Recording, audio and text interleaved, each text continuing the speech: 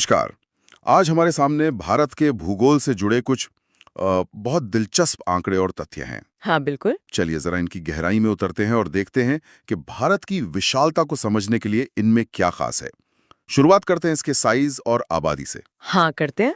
तो देखिए भारत का जो कुल एरिया है वो करीब 3.28 मिलियन वर्ग किलोमीटर है। 3.28 मिलियन, काफी बड़ा है। हाँ सुनने में बड़ा लगता है, पर दुनिया की कुल जमीन का ये सिर्फ महज 2.4% ही है। अच्छा, सिर्फ 2.4%? हाँ, जी। और अगर आबादी की बात करें तो हम दुनिया में दूसरे नंबर पे आते हैं। दुनिया की करीब 17% आबादी यहीं भारत में रहती है। और एक बात और है ना कि भारत पुराने गोंडवाना लैंड का हिस्सा था। बिल्कुल सही। वो प्राचीन सुपर कॉन्टिनेंट जो लाखों साल पहले टूट गया था। खैर ये तो हुई इतिहास की बात। अब आते हैं सीमाओं पर। जमीनी और समुद्री दोनों ही काफी लंबी हैं भारत की। हाँ, पहले जमीनी सरहद की बात करते हैं, स्थलीय सीमा जिसे कहते हैं। हाँ, तो ये जो जमीनी बॉर्डर है ये करीब 15,200 किलोमीटर लंबा है। बहुत लंबा। 15,200 किलोमीटर, और ये कई देशों से घिरा हुआ है ना? बिल्कुल, कई पड़ोसी देश हैं और अगर लंबाई के हिसाब से देखें तो सबसे लंबी सीमा पता है किसके साथ है? चीन या पाकिस्तान? नहीं, यही तो इंटरेस्टिंग बात है। सबसे लंबी है बांग्लादेश के साथ, करीब 4,096 किलोमीटर। ओह, बांग्लादेश! ये वाकई चौंकाने वाला है। हाँ, बांग्लादेश के बाद फिर चीन का नंबर आता है, फिर पाकिस्तान जिसकी सीमा करीब 3323 किलोमीटर है। ओके, और पाकिस्तान के बाद? उसके बाद नेपाल है 1751 किलोमीटर, फिर म्यांमार 1643 किलोमीटर, फिर भूटान लगभग 699 किलोमीटर। और सबसे छोटी? सबसे छोटी सीमा अफगानिस्तान के साथ है, सिर्फ 106 किलोमीटर, जो अब लद्दाख वाले इलाके से जुड़ती है। ये जानना भी जरूरी होगा कि कौन से राज्य या यूटीज किस देश से लगते हैं। जैसे पाकिस्तान से कौन कौन जुड़ा है? हाँ देखिए, पाकिस्तान की सीमा लगती है गुजरात से, राजस्थान, पंजाब, फिर जम्मू कश्मीर और लद्दाख जो अब यूटी है। ठीक है। और चीन के साथ? वो सीमा तो अक्सर खबरों में रहती है। हाँ, वो काफी महत्वपूर्ण है। चीन के साथ देखिए लद्दाख यूटी है, फिर हिमाचल प्रदेश, उत्तराखंड, सिक्किम और पूर्व में अरुणाचल प्रदेश। अच्छा। और बांग्लादेश का आपने बताया सबसे लंबी सीमा है, तो उससे कौन से राज्य लगते हैं? बांग्लादेश से लगते हैं पश्चिम बंगाल, असम, मेघालय, त्रिपुरा और मिजोरम। ये 5 राज्य। अच्छा, कुछ ऐसे भी राज्य या यूटीज हैं जिनकी सीमाएं 3-3 देशों से मिलती हैं। ये तो बड़ी खास बात हुई। हाँ बिल्कुल है, 4 ऐसी जगह हैं। एक तो सिक्किम है जो नेपाल, भूटान और चीन तीनों से जुड़ा है। सिक्किम, ओके। फिर है अरुणाचल प्रदेश, वो भूटान, चीन और म्यांमार से। तीसरा है पश्चिम बंगाल जो नेपाल, भूटान और बांग्लादेश से लगता है। पश्चिम बंगाल भी, अच्छा। और चौथा है लद्दाख यूटी, वो पाकिस्तान, अफगानिस्तान और चीन तीनों से सीमा साझा करता है। इनकी स्ट्रेटेजिक इंपॉर्टेंस बहुत ज्यादा है। ये तो बात हुई अंतर्राष्ट्रीय सीमाओं की। अब अगर भारत के अंदर देखें तो उत्तर प्रदेश का नाम आता है अक्सर कि वो कई राज्यों से घिरा है। हाँ बिल्कुल सही। उत्तर प्रदेश कुल 8 राज्यों और साथ में दिल्ली जो यूटी है उससे अपनी सीमा शेयर करता है। 8 राज्य और एक यूटी। हाँ, जो कि सबसे ज्यादा है। इसीलिए वो राजनीतिक और ट्रांसपोर्ट के नजरिए से इतना अहम है। और दूसरी तरफ अगर सबसे कम की बात करें तो सिक्किम है जो सिर्फ पश्चिम बंगाल से जुड़ा है, और मेघालय जो सिर्फ असम से जुड़ा है। ये बस एक एक राज्य से ही लगते हैं। अच्छा, ये तो हो गई जमीनी सरहदों की बात। अब जरा समुद्री किनारों की तरफ चलते हैं। कोस्टलाइन भी तो काफी लंबी है भारत की। हाँ बिल्कुल है। अगर हम आइलैंड्स को भी मिला लें, मतलब अंडमान निकोबार और लक्षद्वीप वगैरह, हाँ। तो टोटल कोस्टलाइन करीब 7,516.6 किलोमीटर है। 7,500 किलोमीटर से भी ज्यादा। जी। और अगर सिर्फ मेनलैंड की बात करें, मुख्य भूमि की, तो वो लगभग 6100 किलोमीटर है। और इस कोस्टलाइन पर कौन-कौन से राज्य और यूटीज हैं? गुजरात से शुरू होकर? हाँ, गुजरात, फिर महाराष्ट्र, गोवा, कर्नाटक, केरल, तमिलनाडु, आंध्र प्रदेश, उड़ीसा और पश्चिम बंगाल। ये तो राज्य हो गए। और यूटीज भी हैं? हाँ, यूटीज में अंडमान और निकोबार द्वीप समूह है, लक्षद्वीप है, दमन व दीव है और पुदुचेरी। इसमें सबसे लंबी कोस्टलाइन किस राज्य की है? वो गुजरात की है, करीब 1214 किलोमीटर। गुजरात, ओके। और सबसे छोटी? सबसे छोटी है गोवा की, सिर्फ 101 किलोमीटर। ये लंबे तटरेखा व्यापार के लिए, सुरक्षा के लिए, दोनों लिहाज से बहुत महत्वपूर्ण है। बिल्कुल।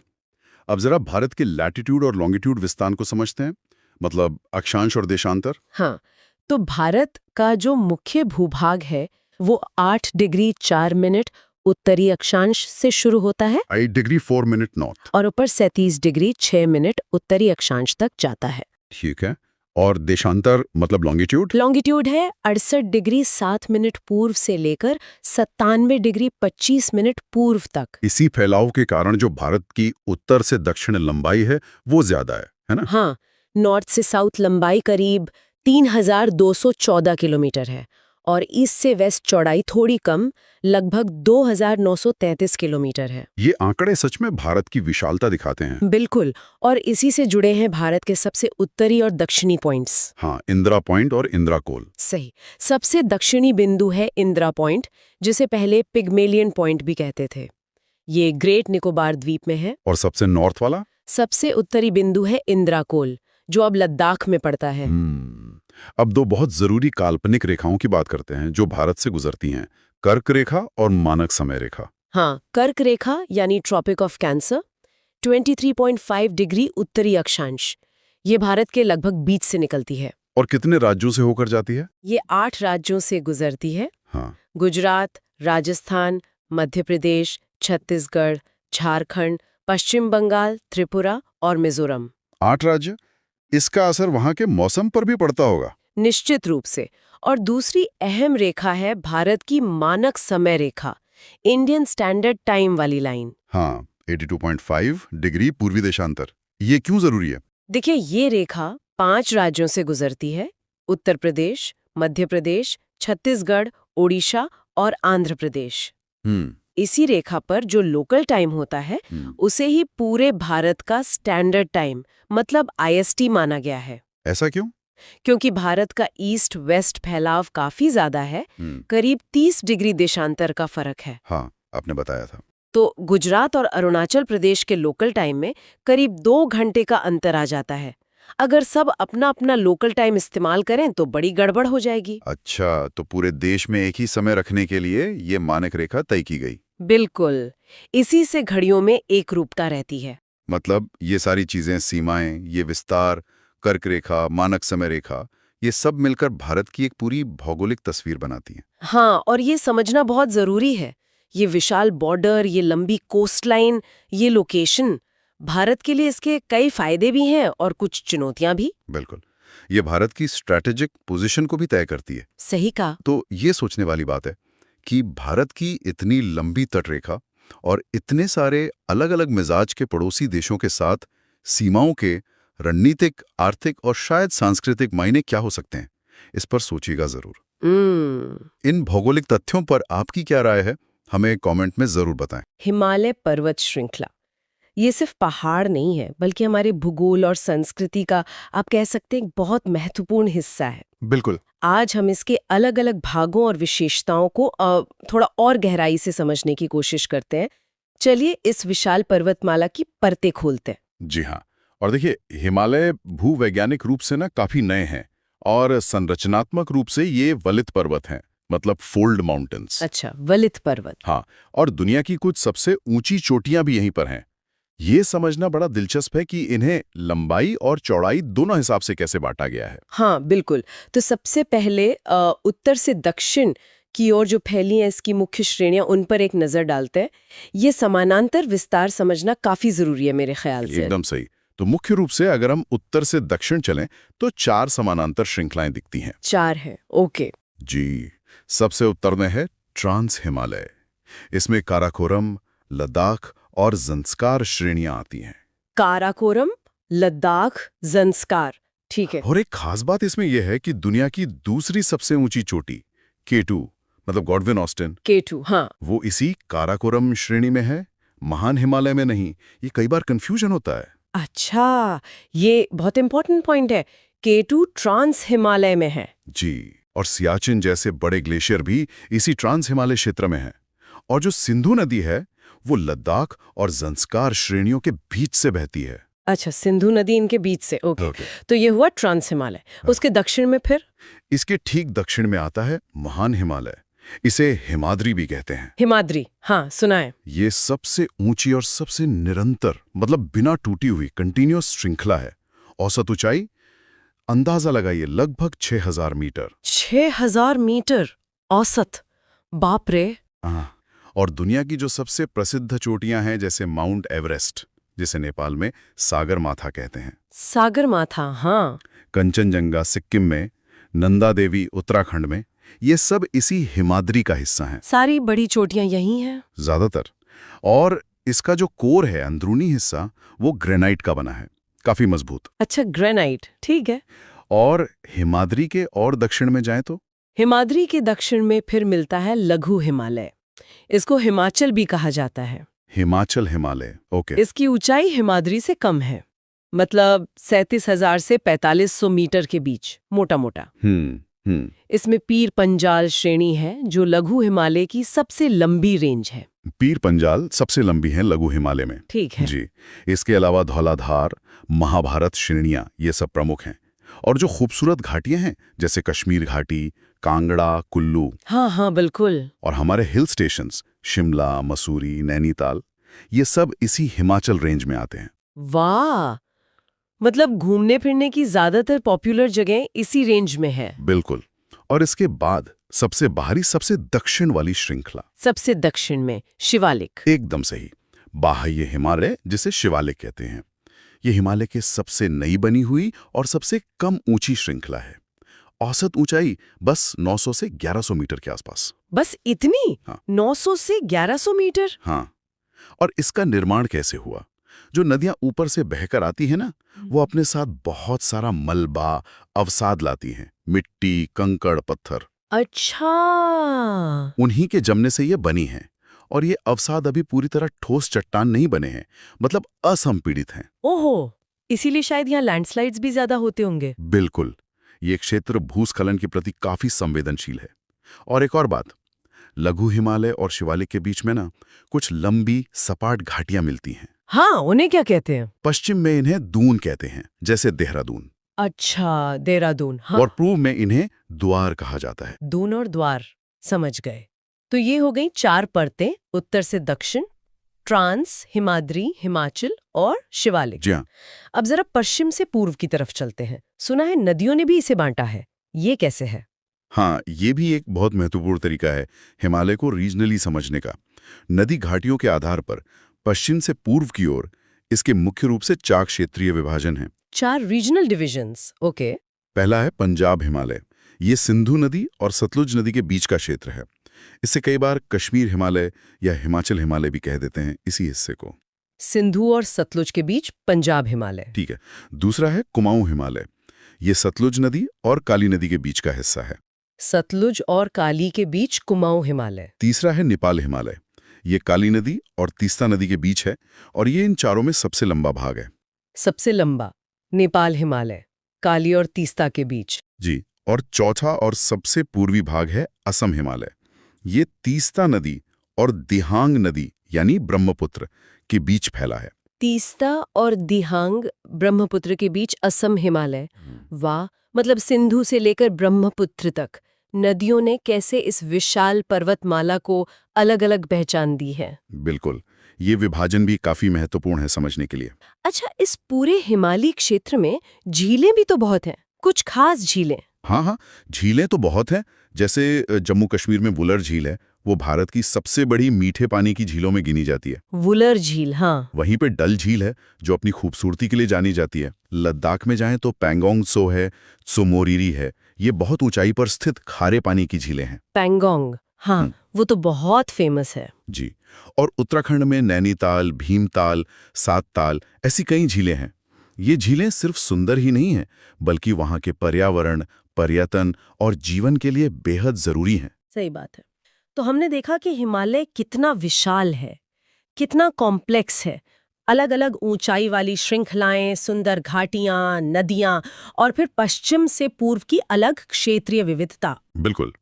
और ये सोचना भी जरूरी है कि ये पहाड़ भूवैज्ञानिक रूप से अभी भी, मतलब आज भी सक्रिय हैं। हाँ। ये युवा पर्वत हैं। हाँ। और इनमें हलचल होती रहती है। ये लगातार ऊपर उठ रहे हैं। अच्छा, ये अभी भी एक्टिव हैं? जी हाँ। तो ये जो निरंतर गतिशीलता है, जो हलचल है, इसका इस क्षेत्र के पर्यावरण पर, जो कि काफी नाजुक है, और यहाँ रहने वाले करोड़ों लोगों के जीवन पर भविष्य में क्या असर पड़ सकता है, ये एक सोचने वाली बात है। हाँ, ये वाकई एक गहरा सवाल है, इस पर सोचना तो बनता है। इस बारे में आप सब क्या सोचते हैं? ये जो निरंतर बदलाव हो रहा है हिमालय में, इसका भविष्य क्या हो सकता है? सोचिएगा जरूर। तो चलिए भारत के कुछ बेहद महत्वपूर्ण पर्वतीय दर्रों यानी माउंटेन पासेस की चर्चा करते हैं। हाँ, ये सिर्फ पहाड़ों को पार करने के रास्ते नहीं हैं, बल्कि हमारी कनेक्टिविटी, व्यापार और सामरिक सुरक्षा के लिए भी इनकी अहमियत बहुत ज्यादा है। बिल्कुल सही। और प्रतियोगी परीक्षाओं में भी इन पर अक्सर सवाल बनते हैं। बिल्कुल सही कहा। ये दर्रे असल में पहाड़ों के बीच अब कह सकते हैं कुदरती रास्ते होते हैं, हाँ। जो अलग अलग घाटियों और इलाकों को जोड़ते हैं। आज हम यही समझेंगे कि कौन सा दर्रा कहाँ है, किन जगहों को जोड़ता है और उसकी क्या खासियत है। जी। ये सारी बातें परीक्षाओं के नजरिए से जानना बहुत जरूरी है। तो शुरुआत उत्तर से करते हैं, जम्मू कश्मीर और लद्दाख। यहाँ कौन कौन से दर्रे सबसे अहम हैं? देखिए, जम्मू को श्रीनगर यानी कश्मीर घाटी से जोड़ने के लिए 2 प्रमुख दर्रे हैं। हाँ। एक बनिहाल दर्रा, हाँ, जवाहर सुरंग वाला। जी हाँ, जहाँ जवाहर सुरंग बनी है। हाँ। और दूसरा है पीर पंजाल दर्रा। अच्छा। फिर कश्मीर घाटी को आगे गिलगित बाल्टिस्तान क्षेत्र से जोड़ने वाला वो ऐतिहासिक बुर्जिल दर्रा है। और लेह तक पहुंचने के लिए कश्मीर घाटी से लेह का रास्ता तो बहुत महत्वपूर्ण है। हाँ बिल्कुल, वो है जोजिला दर्रा। ये कश्मीर घाटी को लद्दाख की राजधानी लेह से जोड़ता है। और ये सामरिक रूप से बहुत ज्यादा महत्वपूर्ण है। भारी बर्फबारी के कारण ये अक्सर बंद रहता है। हाँ, सुना है, जिससे लद्दाख का संपर्क कट जाता है। जी। इसी क्षेत्र में काराकोरम दर्रा भी है। काराकोरम? हाँ, जिसे भारत का सबसे ऊंचा दर्रा माना जाता है। ये भारत को चीन से जोड़ता है, मतलब उस तरफ। अच्छा, और वो सबसे ऊंची मोटर योग्य सड़क वाला दर्रा कौन सा था? मैंने खारदुंगला के बारे में सुना था। हाँ, खारदुंगला दर्रा। ये लेह को नुब्रा घाटी और सियाचिन ग्लेशियर से जोड़ता है। जी। और कई सालों तक इसे दुनिया की सबसे ऊंची मोटर योग्य सड़क वाला दर्रा माना जाता था। पर अब नहीं है। नहीं, अब ये रिकॉर्ड उमलिंगला दर्रे के पास है। उमलिंगला? जी, उमलिंगला। ये पूर्वी लद्दाख में है। चिसुमले को डेमचोक से जोड़ता है। ये एक वाकई में बड़ी उपलब्धि है। ये जाना तो बहुत दिलचस्प है। चलिए अब थोड़ा दक्षिण की ओर आते हैं, हिमाचल प्रदेश के दर्रों पर। यहाँ की क्या स्थिति है? हिमाचल प्रदेश में भी कई महत्वपूर्ण दर्रे हैं। सबसे प्रसिद्ध शायद रोहतांग दर्रा है। हाँ, रोहतांग तो बहुत फेमस है। जी, ये कुल्लू घाटी को लाहौल और स्पीति घाटियों से जोड़ता है। टूरिज्म और कनेक्टिविटी दोनों के लिए बहुत अहम है। और अब तो अटल टनल भी बन गई इसके नीचे। बिल्कुल, अटल टनल इसी दर्रे के नीचे बनी है, जिससे लाहौल घाटी अब लगभग साल भर जुड़ी रहती है। इसने तो वाकई सफर बहुत आसान कर दिया होगा। अच्छा, और लेह को जोड़ने वाला कोई और दर्रा हिमाचल में है? हाँ, बारालाचाला दर्रा। बारालाचाला? जी, ये मनाली लेह हाईवे पर पड़ता है। ये लाहौल क्षेत्र को लेह यानी लद्दाख से जोड़ता है। ये भी काफी ऊंचाई पर है, तो सर्दियों में बंद रहता है। ठीक है। इसके अलावा एक और बहुत महत्वपूर्ण दर्रा है, शिपकिला। शिपकिला, इसकी क्या खासियत है? शिपकिला इसलिए महत्वपूर्ण है क्योंकि इसी दर्रे से सतलुज नदी तिब्बत से भारत में प्रवेश करती है। अच्छा, सतलुज का प्रवेश द्वार। हाँ, कह सकते हैं। ये भारत चीन सीमा पर किन्नौर जिले में स्थित है। समझ गई। अब उत्तराखंड की ओर बढ़ते हैं। यहाँ भी तिब्बत सीमा से जुड़े दर्रे होंगे, है ना? जी हाँ, बिल्कुल। उत्तराखंड में 3 प्रमुख दर्रे हैं जो भारत को तिब्बत यानी चीन से जोड़ते हैं। कौन कौन से? माना दर्रा, नीति दर्रा और लिपुलेख दर्रा। माना, नीति, लिपुलेख। हाँ, ये तीनों ही कुमाऊं क्षेत्र में हैं और इनका इस्तेमाल कैलाश मानसरोवर यात्रा के लिए भी होता रहा है। लिपुलेख दर्रे का नाम मैंने ट्राई जंक्शन के संदर्भ में भी सुना है। कुछ विवाद भी था शायद। बिल्कुल सही। लिपुलेख दर्रा एक कह सकते हैं संवेदनशील बिंदु पर स्थित है, जहां भारत, नेपाल और चीन की सीमाएं मिलती हैं या बहुत करीब हैं। इसी ट्राई जंक्शन की स्थिति के कारण इसका सामरिक महत्व और भी बढ़ जाता है। समझ गया। अब थोड़ा पूर्वोत्तर की ओर चलते हैं, सिक्किम। हाँ, वहाँ कौन से प्रसिद्ध दर्रे हैं? सिक्किम में 2 दर्रे बहुत मशहूर और महत्वपूर्ण हैं। एक तो नाथुला। नाथुला, हाँ सुना है। और दूसरा जलेपला। जलेपला। जी, ये दोनों ही दर्रे सिक्किम को तिब्बत के चुम्बी घाटी क्षेत्र से जोड़ते हैं। अच्छा, चुम्बी घाटी। हाँ, नाथुला तो ऐतिहासिक रेशम मार्ग का भी हिस्सा रहा है और 2006 में इसे व्यापार के लिए फिर से खोला भी गया था। तो व्यापार और सामरिक दोनों नजरिए से अहम है। बिल्कुल, बहुत महत्वपूर्ण है दोनों। और आखिर में अरुणाचल प्रदेश, वहाँ के प्रमुख दर्रे कौन से हैं? अरुणाचल प्रदेश में एक महत्वपूर्ण दर्रा है बोमडिला। बोमडिला। हाँ, ये तवांग शहर को असम के मैदानी इलाकों मतलब तेजपुर से जोड़ता है। तवांग मठ वाला रास्ता? जी हाँ, बिल्कुल। तवांग मठ की वजह से ये रास्ता काफी अहम है। इसके अलावा दिहांग दर्रा भी इसी राज्य में है। और वो दर्रा जो म्यांमार से जोड़ता है? वो है दिफू दर्रा। दिफू? हाँ, दिफू। ये अरुणाचल प्रदेश के एकदम पूर्वी हिस्से में है और भारत को म्यांमार से जोड़ता है। अच्छा। ये भी एक ट्राई जंक्शन के नजदीकी पड़ता है जहां भारत, चीन और म्यांमार की सीमाएं पास-पास हैं। तो ये थी भारत के कुछ प्रमुख पर्वतीय दर्रों की जानकारी। ये रास्ते सिर्फ भौगोलिक लैंडमार्क्स नहीं हैं, बल्कि देश की अर्थव्यवस्था, सुरक्षा और यहाँ तक कि संस्कृति को भी गहराई से प्रभावित करते हैं। निश्चित रूप से। और परीक्षाओं के लिए, जैसा हमने बात की, इनकी लोकेशन, ये किन क्षेत्रों को जोड़ते हैं और इनसे जुड़ी कोई खास बात, जैसे कोई नदी कहाँ से आ रही है या कोई सुरंग या ट्राई जंक्शन, ये सब याद रखना जरूरी है। हाँ। इस पर सोचना भी दिलचस्प होगा कि जब ये ऊंचे दर्रे मौसम के कारण, मतलब बर्फबारी से, महीनों बंद रहते हैं। हाँ, कई कई महीनों के लिए। जी, तो वहां के स्थानीय जीवन पर, व्यापार पर और हमारी सीमा प्रबंधन पर इसका क्या और कैसा असर पड़ता होगा, ये अपने आप में एक अहम मुद्दा है।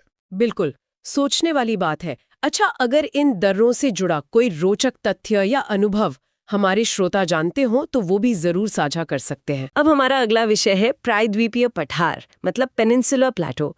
ये भारत का ना सबसे बड़ा और सबसे पुराना भौतिक प्रदेश है। कहते हैं गोंडवाना लैंड का हिस्सा था ये। तो इसकी बनावट, इसके भाग, ये सब समझना एग्जाम के लिए तो बहुत ही जरूरी है। बिल्कुल। और देखिए, ये इतना बड़ा है कि इसे ठीक से समझने के लिए हम इसे मोटे तौर पर 3 हिस्सों में बांट सकते हैं।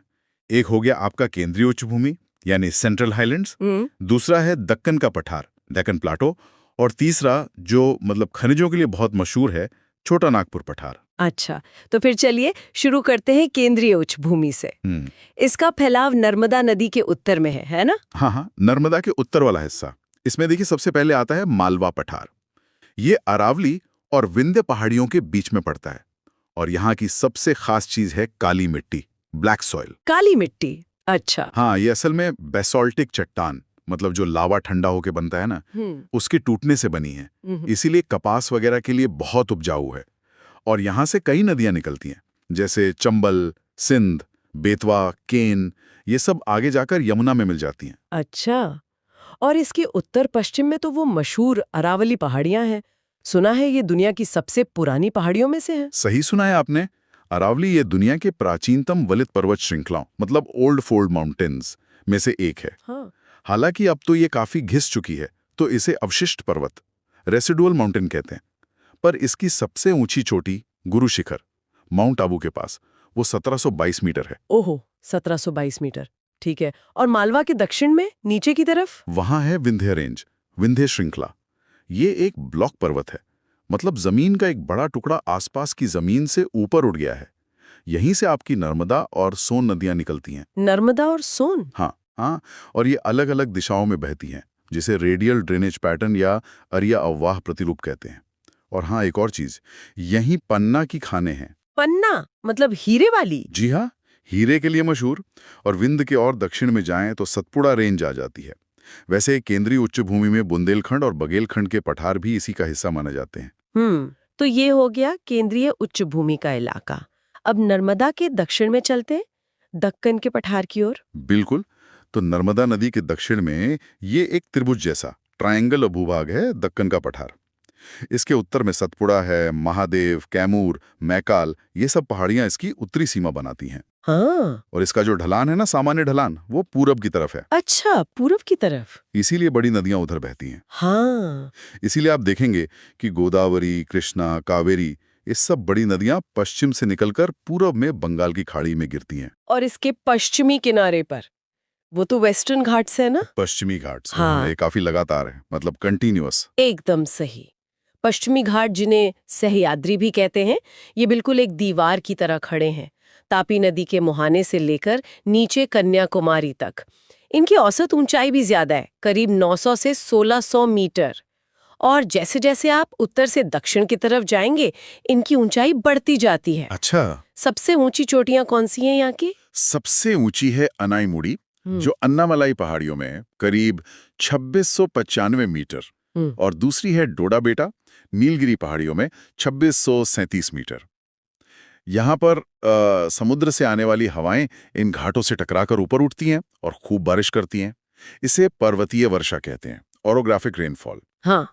और यहाँ कुछ जरूरी दर्रे भी हैं, थालघाट, भोरघाट, पालघाट ये रास्ते देते हैं आर पार जाने के। समझ गए।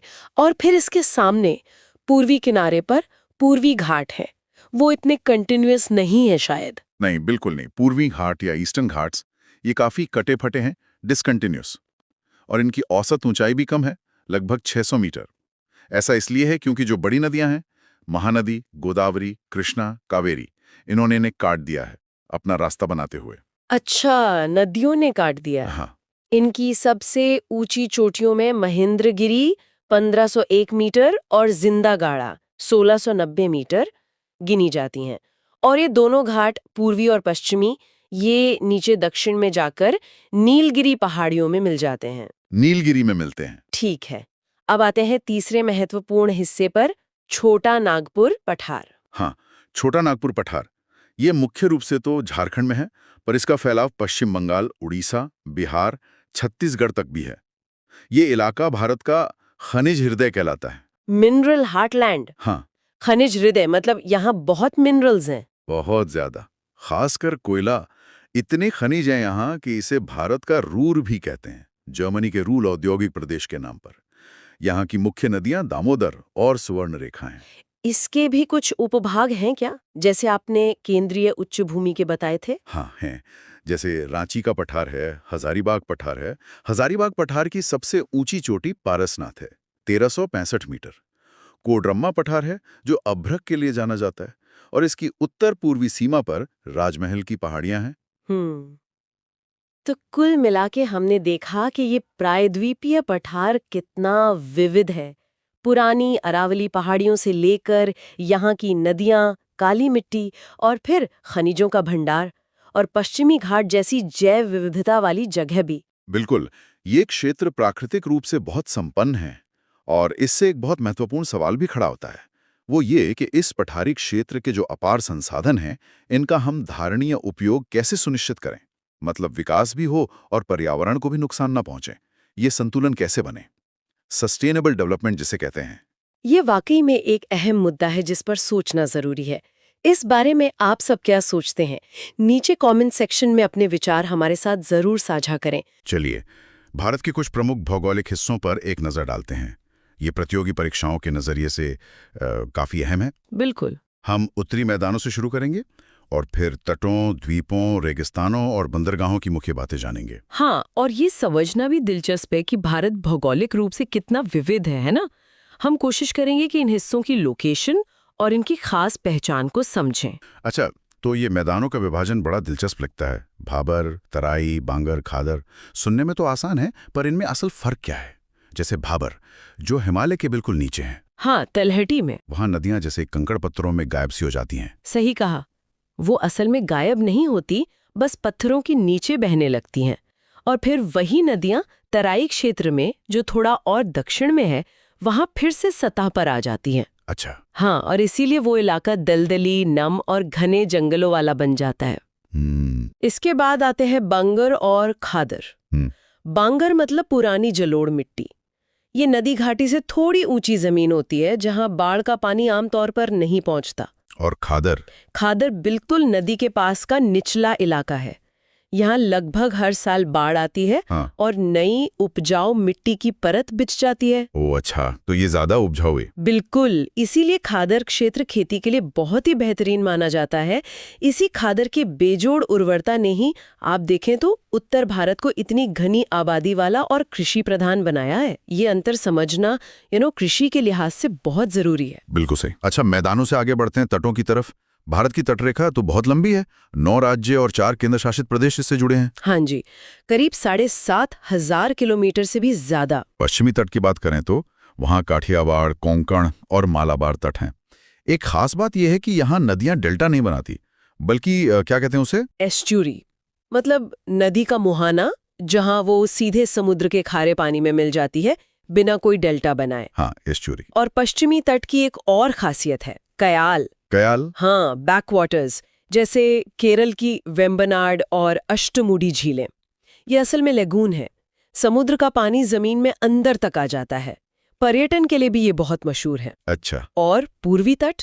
पूर्वी तट पर आपको उत्कल तट, ओडिशा, फिर उत्तरी सिरकार, आंध्रा, और कोरोमंडल तट तमिलनाडु मिलेंगे। यहाँ पश्चिमी तट के उलट है। गोदावरी, कृष्णा, कावेरी जैसी बड़ी नदियां बहती हैं और समुद्र में मिलने से पहले विशाल उपजाऊ डेल्टा बनाती हैं। तो यहाँ डेल्टा बनते हैं? हाँ, बड़े बड़े डेल्टा। ये डेल्टा क्षेत्र भी कृषि के लिए, खासकर चावल की खेती के लिए बहुत महत्वपूर्ण है। और चिल्का झील, पुलकट झील जैसी बड़ी लगून झीलें भी पूर्वी तट पर ही हैं। कमाल है, कितनी विविधता है सिर्फ तटों में ही। अब द्वीपों की ओर चलते हैं।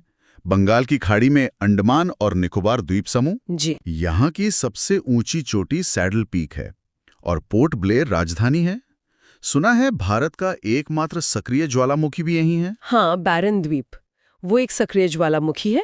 और ये भी याद रखने वाली बात है कि भारत का दक्षिणतम बिंदु इंदिरा पॉइंट वो ग्रेट निकोबार द्वीप में ही स्थित है। अच्छा। और एक और महत्वपूर्ण चीज, 10 डिग्री चैनल, ये अंडमान द्वीप समूह को निकोबार द्वीप समूह से अलग करता है।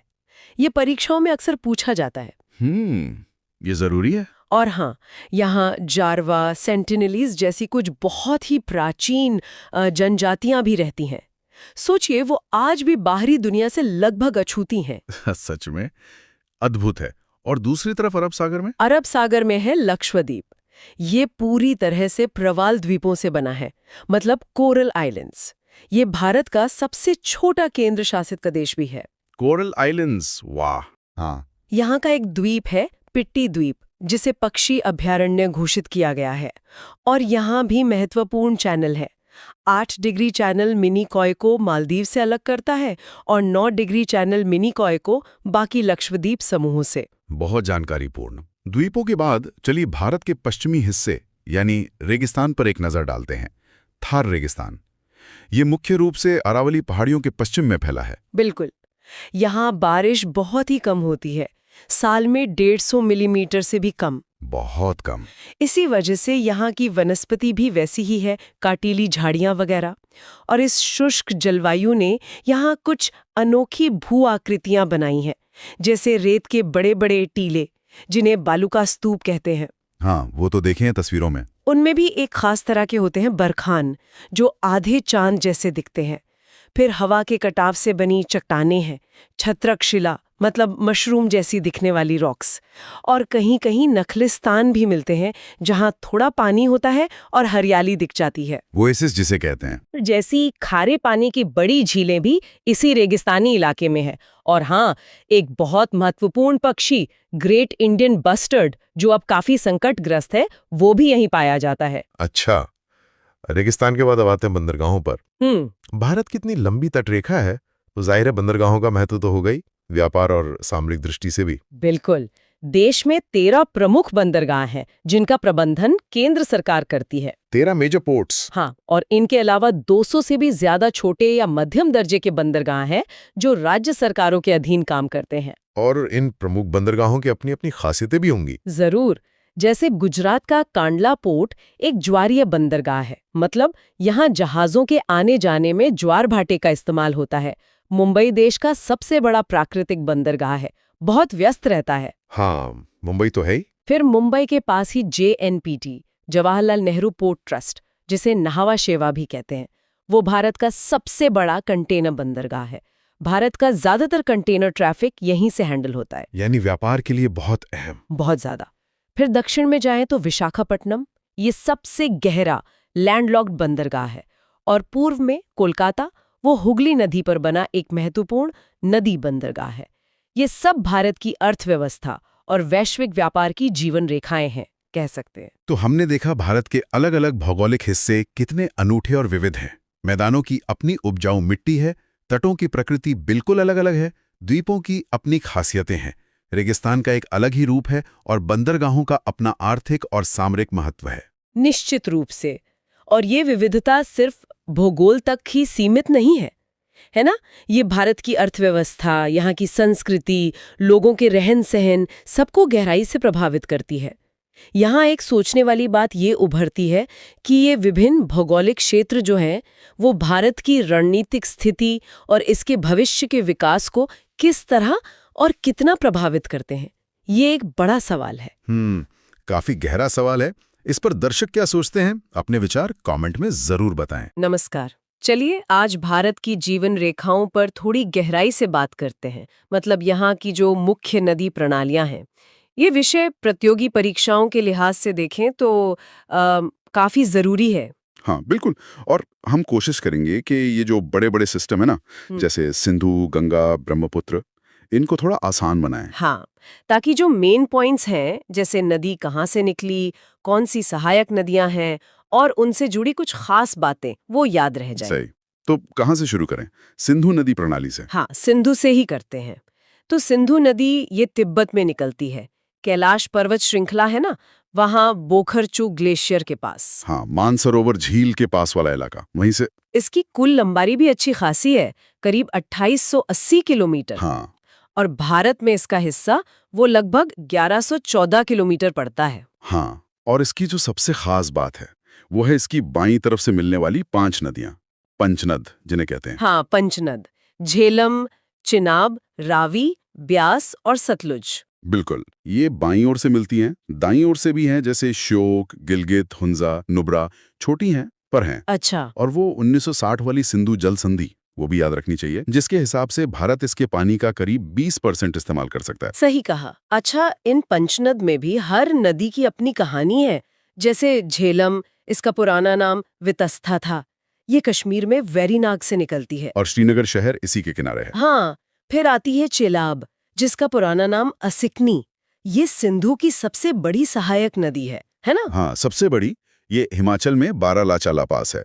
वहां से 2 नदियां निकलती हैं, चंद्रा और भागा। उनके मिलने से बनती है चिनाब। ओह अच्छा, चंद्रा और भागा। हाँ, फिर रावी और ब्यास हैं। रावी का पुराना नाम परुष्णी और ब्यास का विपाशा। ये दोनों भी हिमाचल में ही रोहतांग पास के पास से निकलती हैं। रोहतांग पास, हाँ। यहाँ एक खास बात ब्यास के बारे में। ये पंचनद में अकेली ऐसी मुख्य नदी है जो पूरी तरह से भारत में ही बहती है, कहीं बाहर नहीं जाती। अच्छा, ये तो महत्वपूर्ण पॉइंट है, मतलब पूरी तरह से भारत में। हाँ, और ये सतलुज में मिल जाती है। और सतलुज, जिसका पुराना नाम शुदुद्री था, वो तिब्बत में राकस्थाल से निकलती है। राकस्थाल? और शिपकीला दर्रे से, वो पास है ना, वहां से भारत में एंटर करती है। और जो भाखड़ा नंगल प्रोजेक्ट है वो इसी सतलुज पर बना है। बिल्कुल, ये तो हुई सिंधु प्रणाली की बात। अब आते हैं गंगा पर, भारत की शायद सबसे महत्वपूर्ण नदी प्रणाली। हाँ, कह सकते हैं जीवनदायिनी। ये निकलती है उत्तराखंड में गंगोत्री ग्लेशियर के पास, गोमुख से, भागीरथी नाम से। हाँ, भागीरथी। और फिर देवप्रयाग में जब अलकनंदा से मिलती है तब इसका नाम गंगा पड़ता है। सही। और इसकी लंबाई भी करीब 2525 किलोमीटर है। पूरा उत्तर भारत का मैदान इसी के दम पर है। सबसे घना बसावा इलाका भी तो है। हाँ बिल्कुल। इसकी सहायक नदियां भी बहुत हैं। उत्तर से देखें तो यमुना, जो खुद एक बड़ी नदी है, और गंगा की सबसे बड़ी सहायक नदी भी। हाँ, यमुना, फिर घाघरा, गंडक, कोसी, ये सब उत्तर से। और दक्षिण के पठार से भी नदियां आकर मिलती हैं, जैसे चंबल, बेतवा, केन, सोन। अच्छा, सोन भी? हाँ, सोन सीधे गंगा में मिलती है। और प्रयागराज का संगम तो खैर सांस्कृतिक रूप से कितना अहम है, गंगा, यमुना और कहते हैं पौराणिक सरस्वती का संगम। बिल्कुल। चलिए अब थोड़ा पूरब की तरफ चलते हैं, ब्रह्मपुत्र नदी प्रणाली। हाँ, ब्रह्मपुत्र, ये भी मजेदार है। ये भी तिब्बत से ही निकलती है, कैलाश रेंज में ही। मानसरोवर झील के पास एक और ग्लेशियर है, चेमायुंगडुंग। चेमायुंगडुंग, नाम भी अनोखा है। इसकी लंबाई गंगा से भी ज्यादा है, करीब 2900 किलोमीटर। हाँ, पर भारत में इसका हिस्सा कम है, करीब 916 किलोमीटर। अच्छा, इसके नाम भी तो बदलते रहते हैं ना? हाँ, यही तो इसकी खासियत है। तिब्बत में इसे सांगपो कहते हैं, जिसका मतलब होता है शोधक या प्योरीफायर। सांगपो। फिर अरुणाचल में जब ये घुसती है तो दिहांग या सियांग कहलाती है। असम में आकर इसका नाम ब्रह्मपुत्र होता है। और फिर बांग्लादेश में चली जाती है तो जमुना बन जाती है। इतने सारे नाम। और ये भारत में घुसती कैसे है?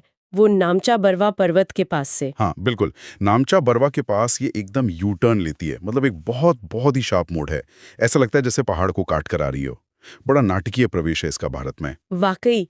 इसकी सहायक नदियां कौन कौन सी हैं मुख्य? इसकी भी बाईं और दाईं तरफ से सहायक नदियां हैं। बाईं ओर से देखो तो दिबांग है, लोहित है। लोहित को कभी कभी खूनी नदी भी कह देते हैं। खूनी नदी क्यों? शायद मिट्टी के लाल रंग के कारण। फिर धनसिरी भी बाईं ओर से। दाईं ओर से ज्यादा हैं सुबनसिरी, कामेंग, मानस, संकोश, तीस्ता, ये सब प्रमुख है। मानस, हाँ, मानस नेशनल पार्क भी तो है। हाँ, उसी के नाम पर। और एक और बहुत महत्वपूर्ण बात, दुनिया का जो सबसे बड़ा नदी द्वीप है माजुली, माजुली, हाँ सुना है। वो असम में इसी ब्रह्मपुत्र नदी के बीच में है। सोचिए, नदी इतनी चौड़ी हो जाती है कि बीच में पूरा द्वीप बसा है। गजब है। और असम में ये बाढ़ भी तो बहुत लाती। हाँ, असम में इसका पार्ट बहुत चौड़ा है और बारिश के मौसम में इसमें पानी इतना ज्यादा हो जाता है कि अक्सर बाढ़ आती है, काफी विनाशकारी भी होती है। ये इसकी एक पहचान बन गई है वहाँ। अच्छा, ये जो नदियां बहती हैं, इनके बहने के तरीके भी अलग-अलग होते हैं ना, जिन्हें पैटर्न कहते हैं, ड्रेनेज पैटर्न। हाँ, बिल्कुल। जैसे एक होता है डेंड्रिटिक पैटर्न। डेंड्रिटिक मतलब पेड़ की शाखाओं जैसा। अच्छा, जैसे पेड़ की टहनियां फैलती हैं। हाँ, बिल्कुल वैसा ही। जब मुख्य नदी और उसकी सहायक नदियां मिलकर एक अनियमित शाखाओं जैसा जाल बना लेती हैं। ये उत्तर भारत के मैदानों की नदियों में आमतौर पर दिखता है, गंगा यमुना प्रणाली में। समझ गए। और कौन से पैटर्न होते हैं? एक होता है ट्रेलिस पैटर्न, मतलब जालीनुमा।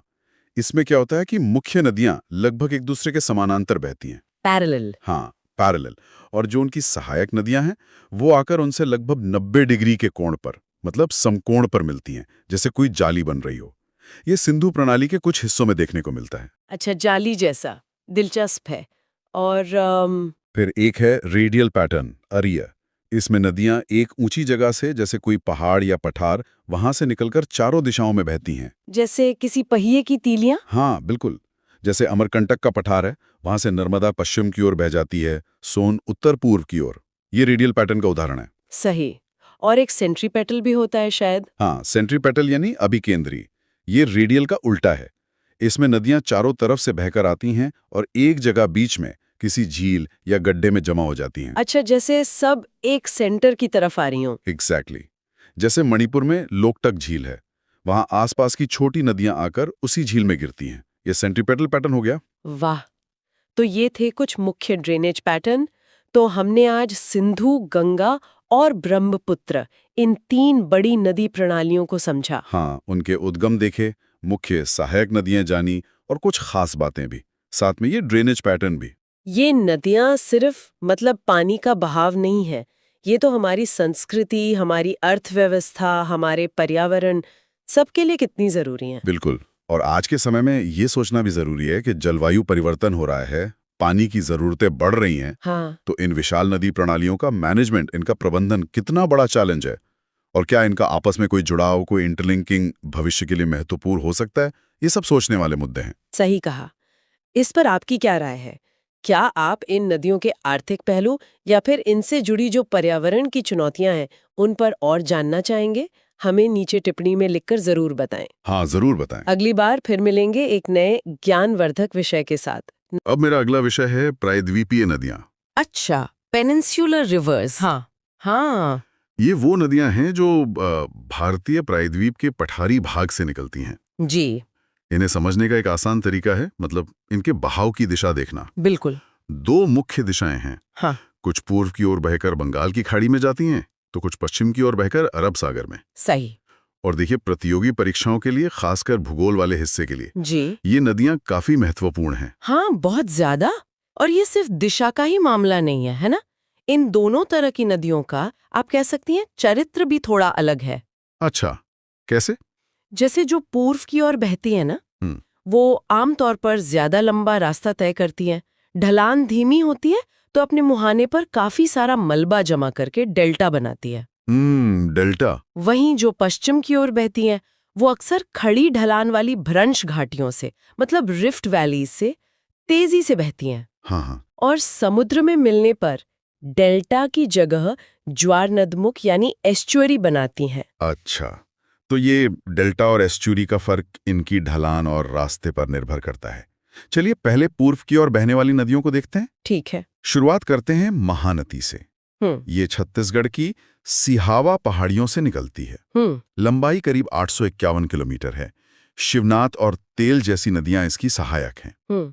और हाँ, वो मशहूर हीराकुंड बांध, वो इसी पर है। बिल्कुल, हीराकुंड। महानदी के थोड़ा दक्षिण में चलें तो हमें मिलती है प्रायद्वीप की सबसे लंबी नदी, गोदावरी। हाँ, गोदावरी। करीब 1465 किलोमीटर लंबी। सोचिए, ये महाराष्ट्र में नासिक के पास त्र्यंबकेश्वर से निकलती है। हाँ, अपने विशाल आकार और कह सकते हैं महत्व के कारण इसे दक्षिण गंगा भी कहते हैं। कभी कभी वृद्ध गंगा भी। अच्छा, दक्षिण गंगा। जी। और पेन गंगा, इंद्रावती, मंजीरा जैसी कई सहायक नदियां इसका जल क्षेत्र बढ़ाती हैं। फिर आती है कृष्णा नदी। ये भी महाराष्ट्र में ही महाबलेश्वर से निकलती है। हाँ, महाबलेश्वर। ये लगभग 1400 किलोमीटर का सफर तय करती है। वाह, मतलब पूर्व की ओर बहने वाली दूसरी सबसे लंबी नदी हुई है। सही। तुंगभद्रा और भीमा इसकी जानी मानी सहायक नदियां हैं कृष्णा की। और दक्षिण में चले तो मिलती है कावेरी। कर्नाटक में कोडागु जिले की ब्रह्मगिरी पहाड़ियों से इसका उद्गम होता है। कावेरी लंबाई करीब 800 किलोमीटर। जी। इसकी एक खास बात है, ये लगभग पूरे साल बहती है। अरे हाँ, ये कैसे? ऐसा इसलिए है क्योंकि इसे दक्षिण पश्चिम मानसून से गर्मियों में पानी मिलता है और उत्तर पूर्वी मानसून मतलब लौटते मानसून से सर्दियों में भी पानी मिलता है। अच्छा, दोनों मानसून से। हाँ, इसी विशेषता और पवित्रता के कारण इसे दक्षिण भारत की गंगा कहा जाता है। यहाँ थोड़ा ध्यान देना होगा। क्या? गोदावरी को दक्षिण गंगा कहते हैं उसके बड़े आकार के कारण, और कावेरी को दक्षिण भारत की गंगा उसके निरंतर प्रवाह और पवित्रता की वजह से। अच्छा, ये बारीक अंतर है, याद रखने लायक। बिल्कुल। और हाँ, कावेरी श्रीरंगपट्टनम और शिव समुद्रम जैसे द्वीप भी बनाती है। इनके अलावा पूर्वी तट पर कुछ और नदियां भी हैं जिनका ध्यान रखना जरूरी है परीक्षाओं के लिहाज से। जैसे सुवर्ण रेखा जो रांची पठार से निकलती है। कहते हैं इसकी रेत में सोने के कण मिलते हैं। हाँ, सुना है। रोचक बात है ये तो। और हुंड्रू जलप्रपात भी इसी पर है। फिर ब्राह्मणी है जो राउरकेला के पास शंख और दक्षिण कोयल नदियों के मिलने से बनती है। पेन्नार कर्नाटक की नंदी पहाड़ियों से निकलती है और वैगई तमिलनाडु की वरुसंद पहाड़ियों से, जिसके किनारे मदुरै शहर बसा है। सही। तो ये तो हुई पूर्व की ओर बहने वाली। अब रुक करते हैं पश्चिम की ओर बहने वाली नदियों का। हाँ, पश्चिम वाली। जैसा हमने शुरू में कहा था, ये अक्सर भ्रंश घाटियों यानी रिफ्ट वैली में बहती हैं और एस्चुरी बनाती है।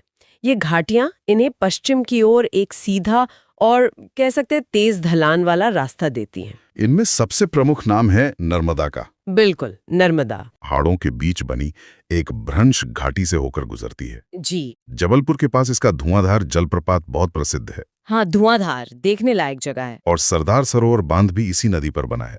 तवा इसकी एक महत्वपूर्ण सहायक नदी है। नर्मदा की तरह ही एक और नदी है जो भ्रंश घाटी से पश्चिम की ओर बहती है। वो है तापी, जिसे ताप्ती भी कहते हैं। हाँ, ताप्ती। ये मध्य प्रदेश के बैतूल जिले में मुल्ताई से निकलती है और करीब 724 किलोमीटर लंबी है। नर्मदा के दक्षिण में लगभग उसके समानांतर बहती है। उकाई बांध इसी नदी पर है। पूर्णा इसकी मुख्य सहायक नदी है। और कुछ अनोखी नदियां भी हैं पश्चिम प्रवाह वाली, जैसे साबरमती। हाँ, साबरमती। ये राजस्थान की अरावली से निकलकर गुजरात होते हुए खंबात की खाड़ी में गिरती है। और माही नदी। माही की क्या बात है। ये मध्य प्रदेश के विंध्य पहाड़ों से निकलती है और कर्क रेखा को 2 बार काटती है। ये तथ्य परीक्षाओं में अक्सर पूछा जाता है। हाँ, ये बहुत महत्वपूर्ण है। माही नदी कर्क रेखा को 2 बार काटती है। ये भी खंबात की खाड़ी में ही गिरती है। बिल्कुल। एक और बेहद खास नदी है लूनी। लूनी, हाँ, ये तो रेगिस्तान वाली है ना। बिल्कुल। ये अरावली में पुष्कर घाटी से तो निकलती है पर समुद्र तक पहुंच ही नहीं पाती। अरे। हाँ, करीब 495 किलोमीटर बहने के बाद गुजरात में कच्छ के रण में ही विलीन हो जाती है। ये एक खारी नदी है और थार रेगिस्तान से बहने वाली एकमात्र मुख्य नदी है। कमाल है, मतलब समुद्र तक पहुंचने से पहले ही खत्म। जी। इनके अलावा पश्चिम तट पर गोवा में मांडवी और जुआरी नदियां हैं। केरल में पेरियार है जो केरल की सबसे लंबी नदी है और भरतपुझा भी है। और कर्नाटक में शरावती नदी, जिस पर भारत का मशहूर जोग या गरसोप्पा जलप्रपात है।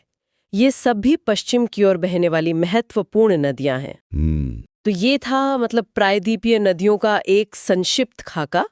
परीक्षाओं के लिए इनका उद्गम स्थल, मुख्य सहायक नदियां, लंबाई का एक अंदाजा या क्रम और खास बातें। हाँ, जैसे कौन डेल्टा बनाती है, कौन एस्चुरी। बिल्कुल, कौन भ्रंश घाटी में बहती है या किस पर कौन सा महत्वपूर्ण जलप्रपात या बांध है, ये सब समझना और याद रखना जरूरी है। बिल्कुल।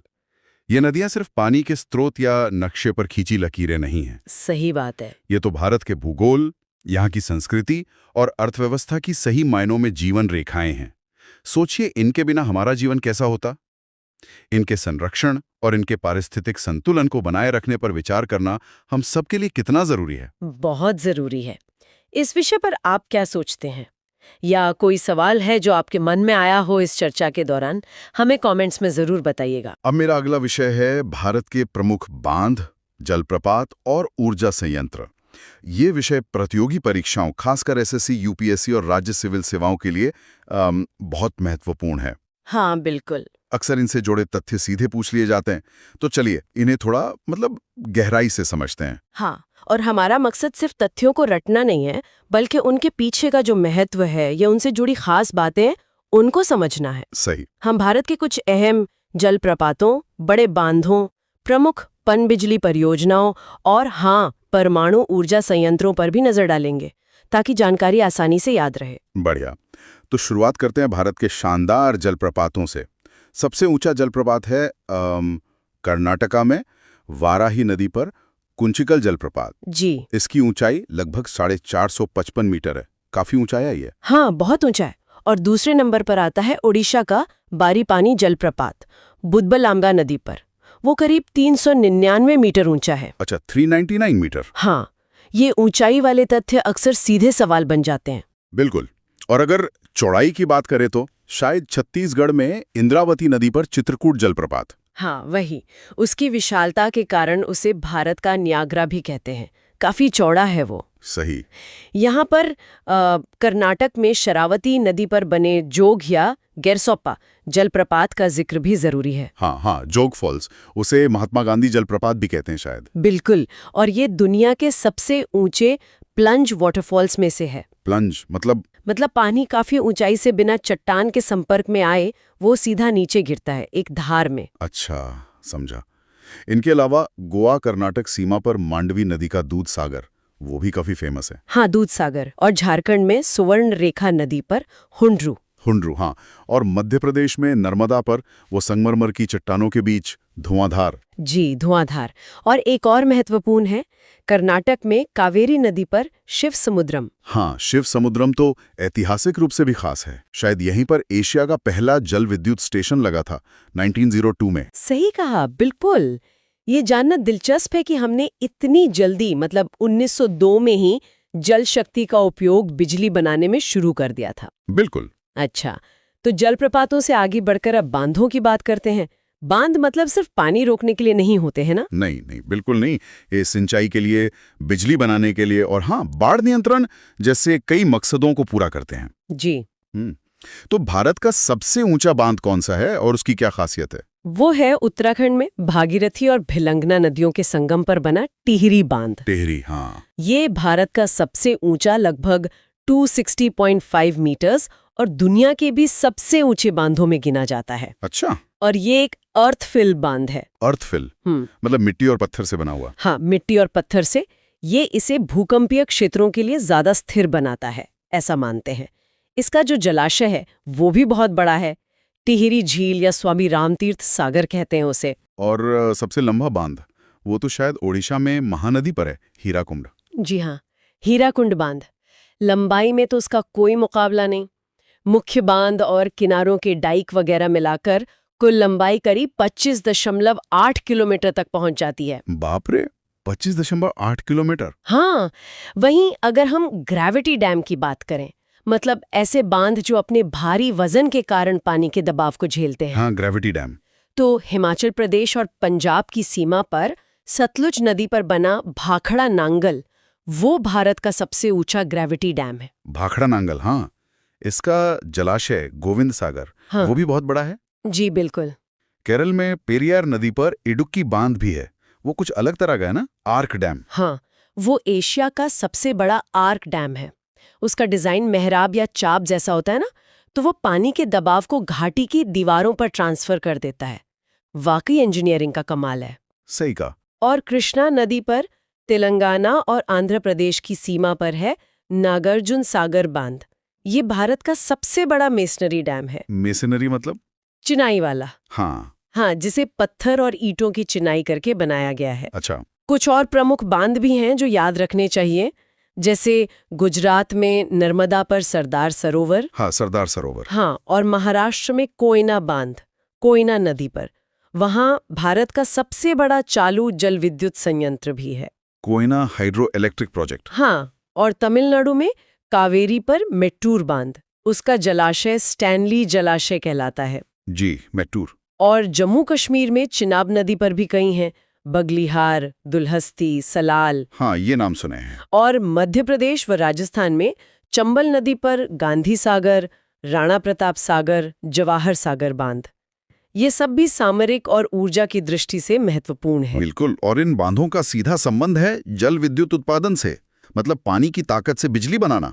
बिल्कुल, बांध में जो पानी जमा होता है उसे नियंत्रित तरीके से छोड़कर टरबाइन घुमाई जाती हैं और उससे फिर बिजली पैदा होती है। सिंपल फंडा है। भारत की सबसे बड़ी, मतलब पूरी हो चुकी जल विद्युत परियोजना तो कोयना वाली है महाराष्ट्र में। हाँ, वो सबसे बड़ी है जो पूरी तरह ऑपरेशनल है। और अगर वर्तमान में कार्यरत क्षमता देखें तो श्रीशैलम, जो आंध्र प्रदेश तेलंगाना में है, वो दूसरे स्थान पर आता है। अच्छा, हिमाचल प्रदेश में सतलुज नदी पर बनी नाथपा झाकरी परियोजना भी खास है, शायद वो अंडरग्राउंड है। हाँ, वो भारत की सबसे बड़ी भूमिगत जल विद्युत परियोजना है। अंडरग्राउंड, दिलचस्प। एक और बात, भारत ने पड़ोसी देश भूटान में भी कुछ बड़ी जल विद्युत परियोजनाएं स्थापित करने में मदद की है, जैसे चूखा, ताला और कुरिछू। हाँ, ये भारत भूटान सहयोग का हिस्सा है, हमारी ऊर्जा कूटनीति भी कह सकते हैं। सही। अच्छा, पानी से बिजली के अलावा भारत परमाणु ऊर्जा पर भी तो जोर दे रहा है। हाँ, दे रहा है।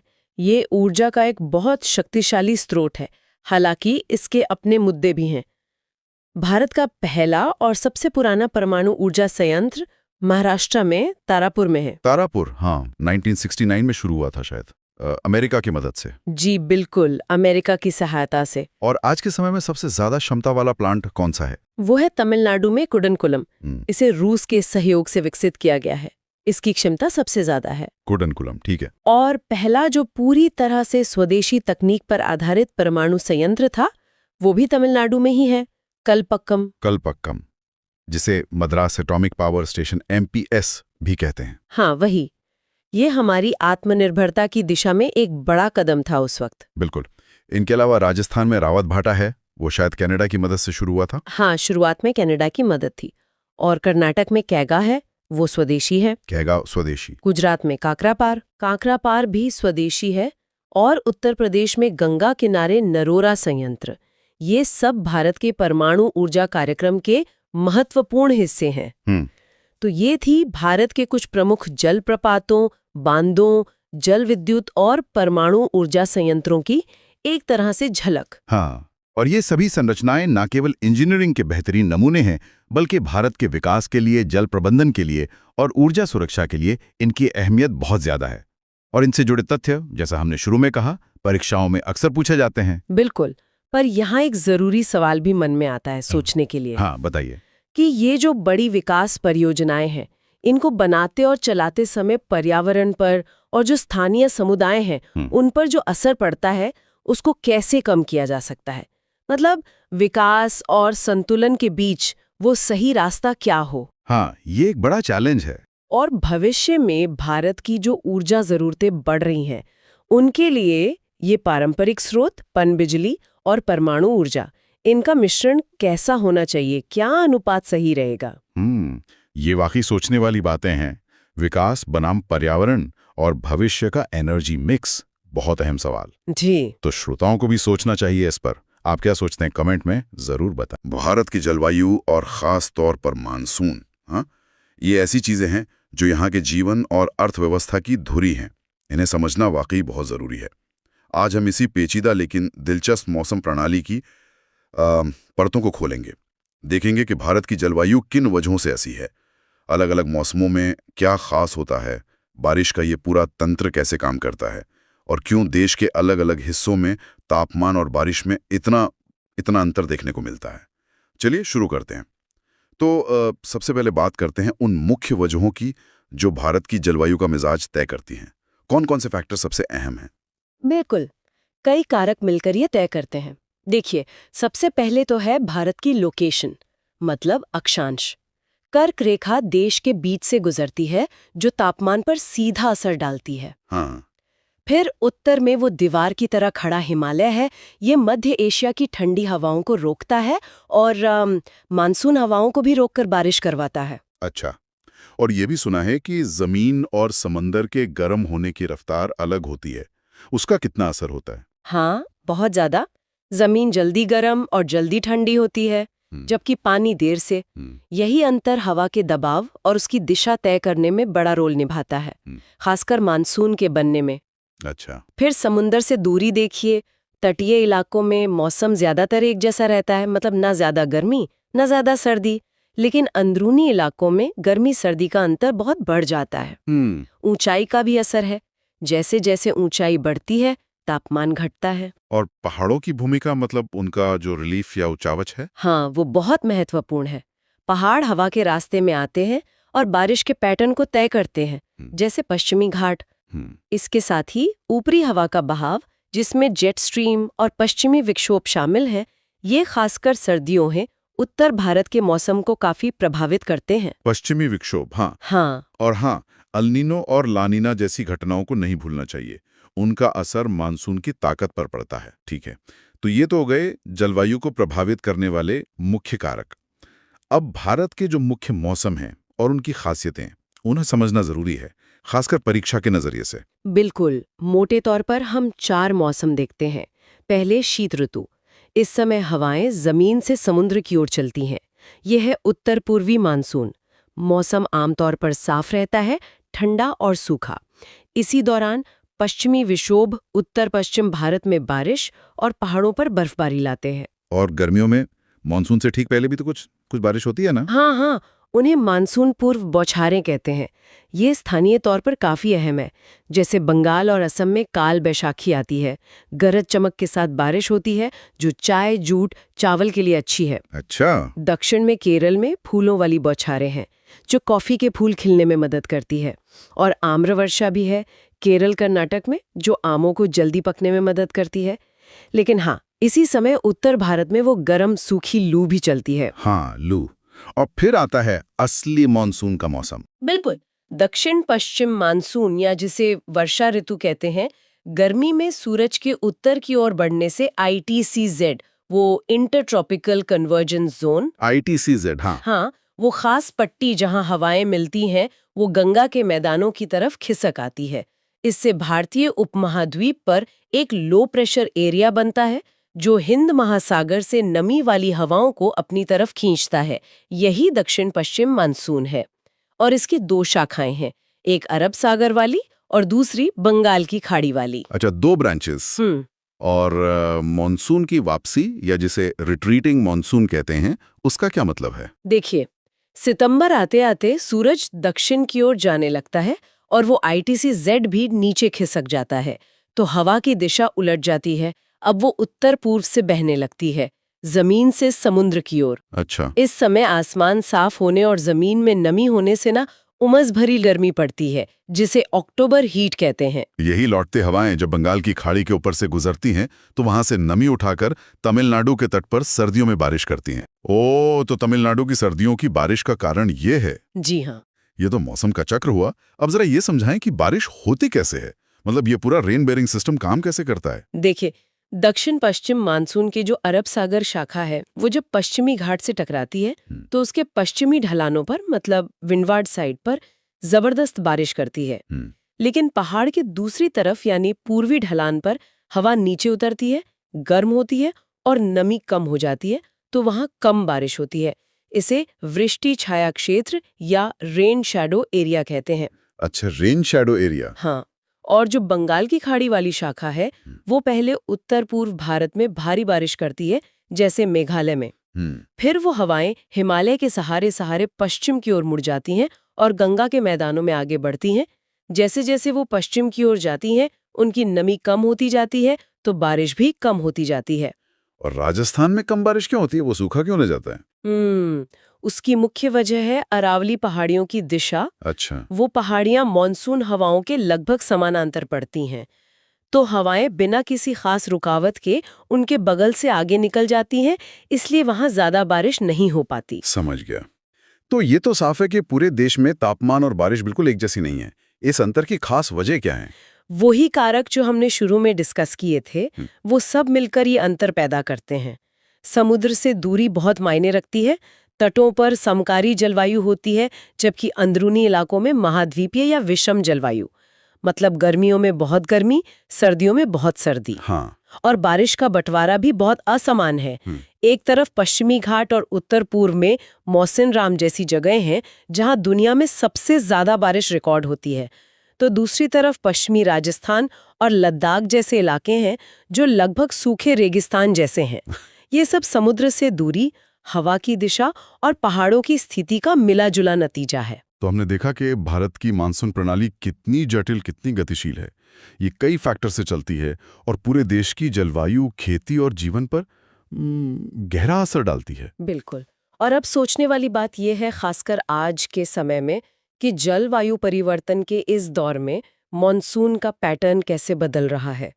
भविष्य में इन बदलावों का अंदाजा लगाना और उनके हिसाब से मतलब उनके अनुकूल ढालना, ये भारत के लिए एक बड़ी चुनौती भी है और ज़रूरत भी। ये सोचना ज़रूरी है कि ये बदलते पैटर्न हमारे पानी के स्रोतों और हमारी खेती पर आगे चलकर क्या असर डाल सकते हैं। अब हमारा अगला विषय है भारत में वनस्पति और वनों के प्रकार। हाँ। भारत की जो भौगोलिक और जलवायु विविधता है, वो यहाँ बहुत ही अद्भुत किस्म के जंगलों को जन्म देती है। बिल्कुल।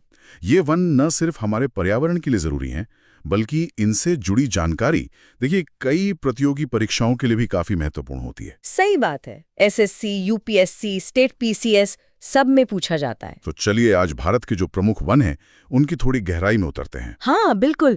देखिए, भारत के वनों को हम मुख्य रूप से उनकी विशेषताओं के आधार पर बांट सकते हैं। अच्छा। मोटे तौर पर कहें तो 5 प्रमुख प्रकार हैं। 5 प्रकार कौन कौन से? उष्णकटिबंधीय सदाबहार वन, हाँ। फिर उष्णकटिबंधीय पर्णपाती वन, उष्णकटिबंधीय कांटेदार वन, पर्वतीय वन और 5वें हैं मैंग्रोव वन। ओके। और हर वन प्रकार जो है वो वहाँ की बारिश, तापमान, मिट्टी, इन सब के हिसाब से मतलब अपनी एक अलग पहचान रखता है। तो शुरुआत सदाबहार वनों से करते हैं। सदाबहार नाम से ही लगता है कि ये हमेशा हरे भरे रहते होंगे। हाँ, ये सही है। इनको एवरग्रीन फॉरेस्ट्स भी कहते हैं, जैसा आपने कहा। हाँ, ये उन गर्म और आर्द्र इलाकों में मिलते हैं जहाँ साल भर में 200 सेंटीमीटर से भी ज्यादा भारी बारिश होती है। 200 सेंटीमीटर से ज्यादा? काफी ज्यादा जी। और तापमान भी अच्छा खासा, मतलब 25-27 डिग्री सेल्सियस के आसपास रहता है। खास बात यह है कि यहाँ पेड़ों के पत्ते गिरने का कोई एक तय मौसम नहीं होता, इसीलिए ये साल भर हरे दिखते हैं। अच्छा, इसीलिए सदाबहार। हाँ, और ये जंगल बहुत घने होते हैं, मतलब पेड़ों की कई परतें होती हैं, लेयर्स जिन्हें कहते हैं।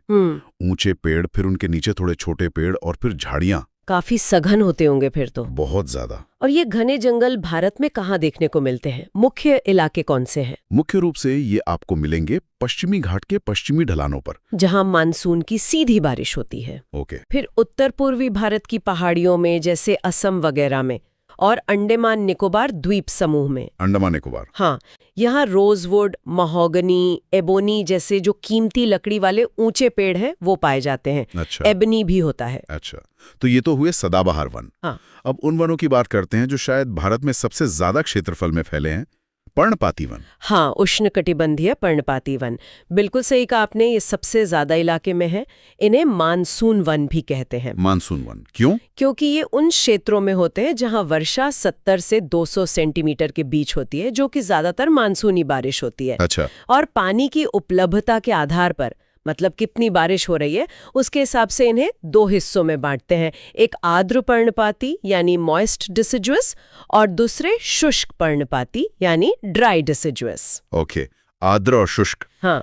तो आर्द्र वाले कहाँ मिलेंगे और उनकी क्या खासियत है? आर्द्र पर्णपाती वन वहां होते हैं जहां बारिश थोड़ी ज्यादा, यानी 100 से 200 सेंटीमीटर के बीच होती है। ठीक है। जैसे हिमालय के जो निचले हिस्से हैं, तलहटी क्षेत्र, उत्तर पूर्वी राज्य, पश्चिमी घाट के पूर्वी ढलान, ओडिशा, इन इलाकों में। और पेड़ कौन से खास होते हैं यहाँ? सागौन यानी टीक और साल।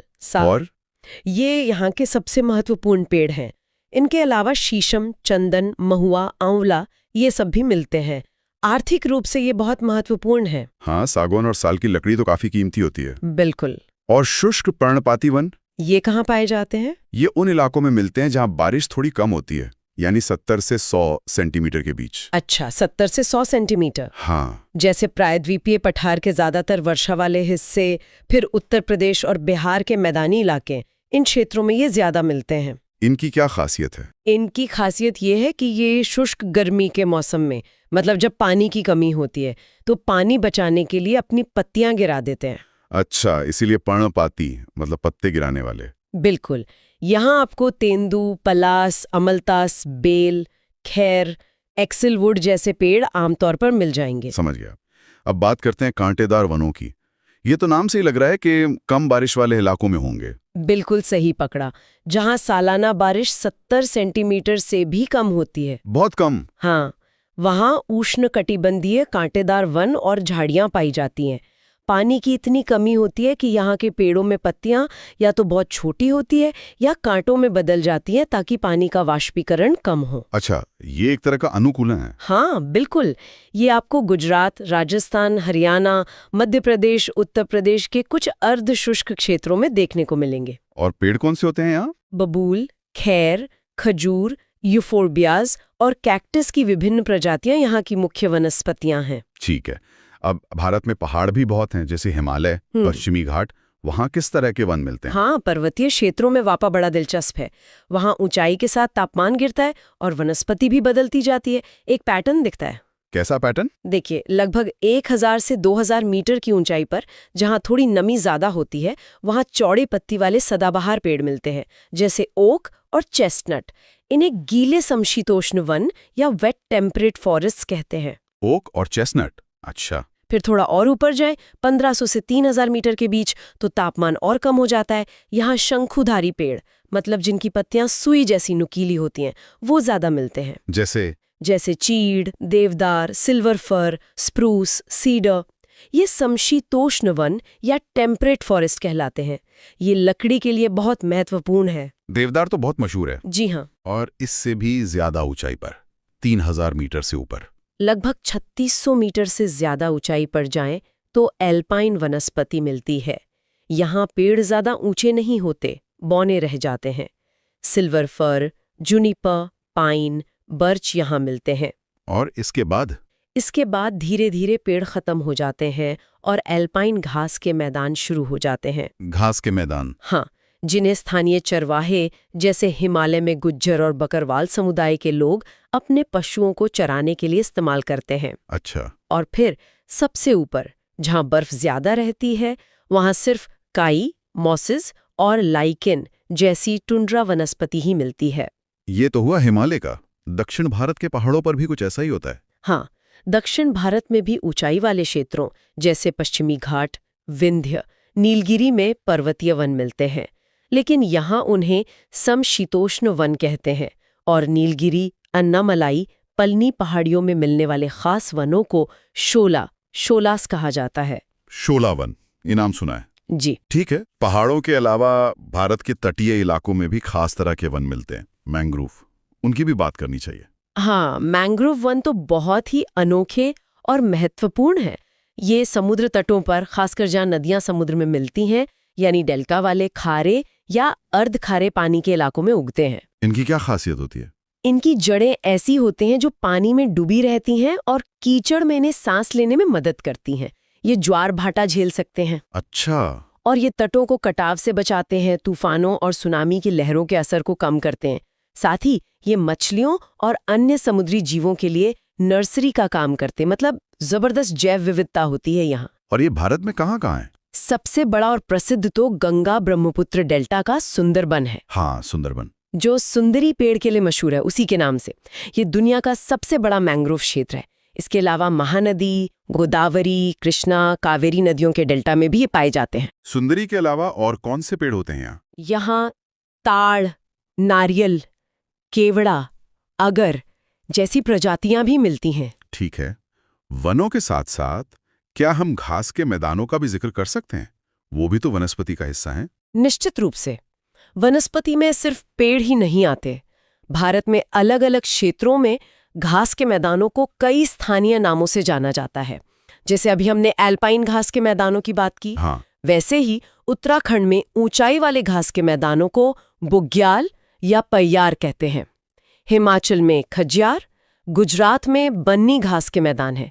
ये भी हमारे पारिस्थितिकी तंत्र का बहुत अहम हिस्सा हैं।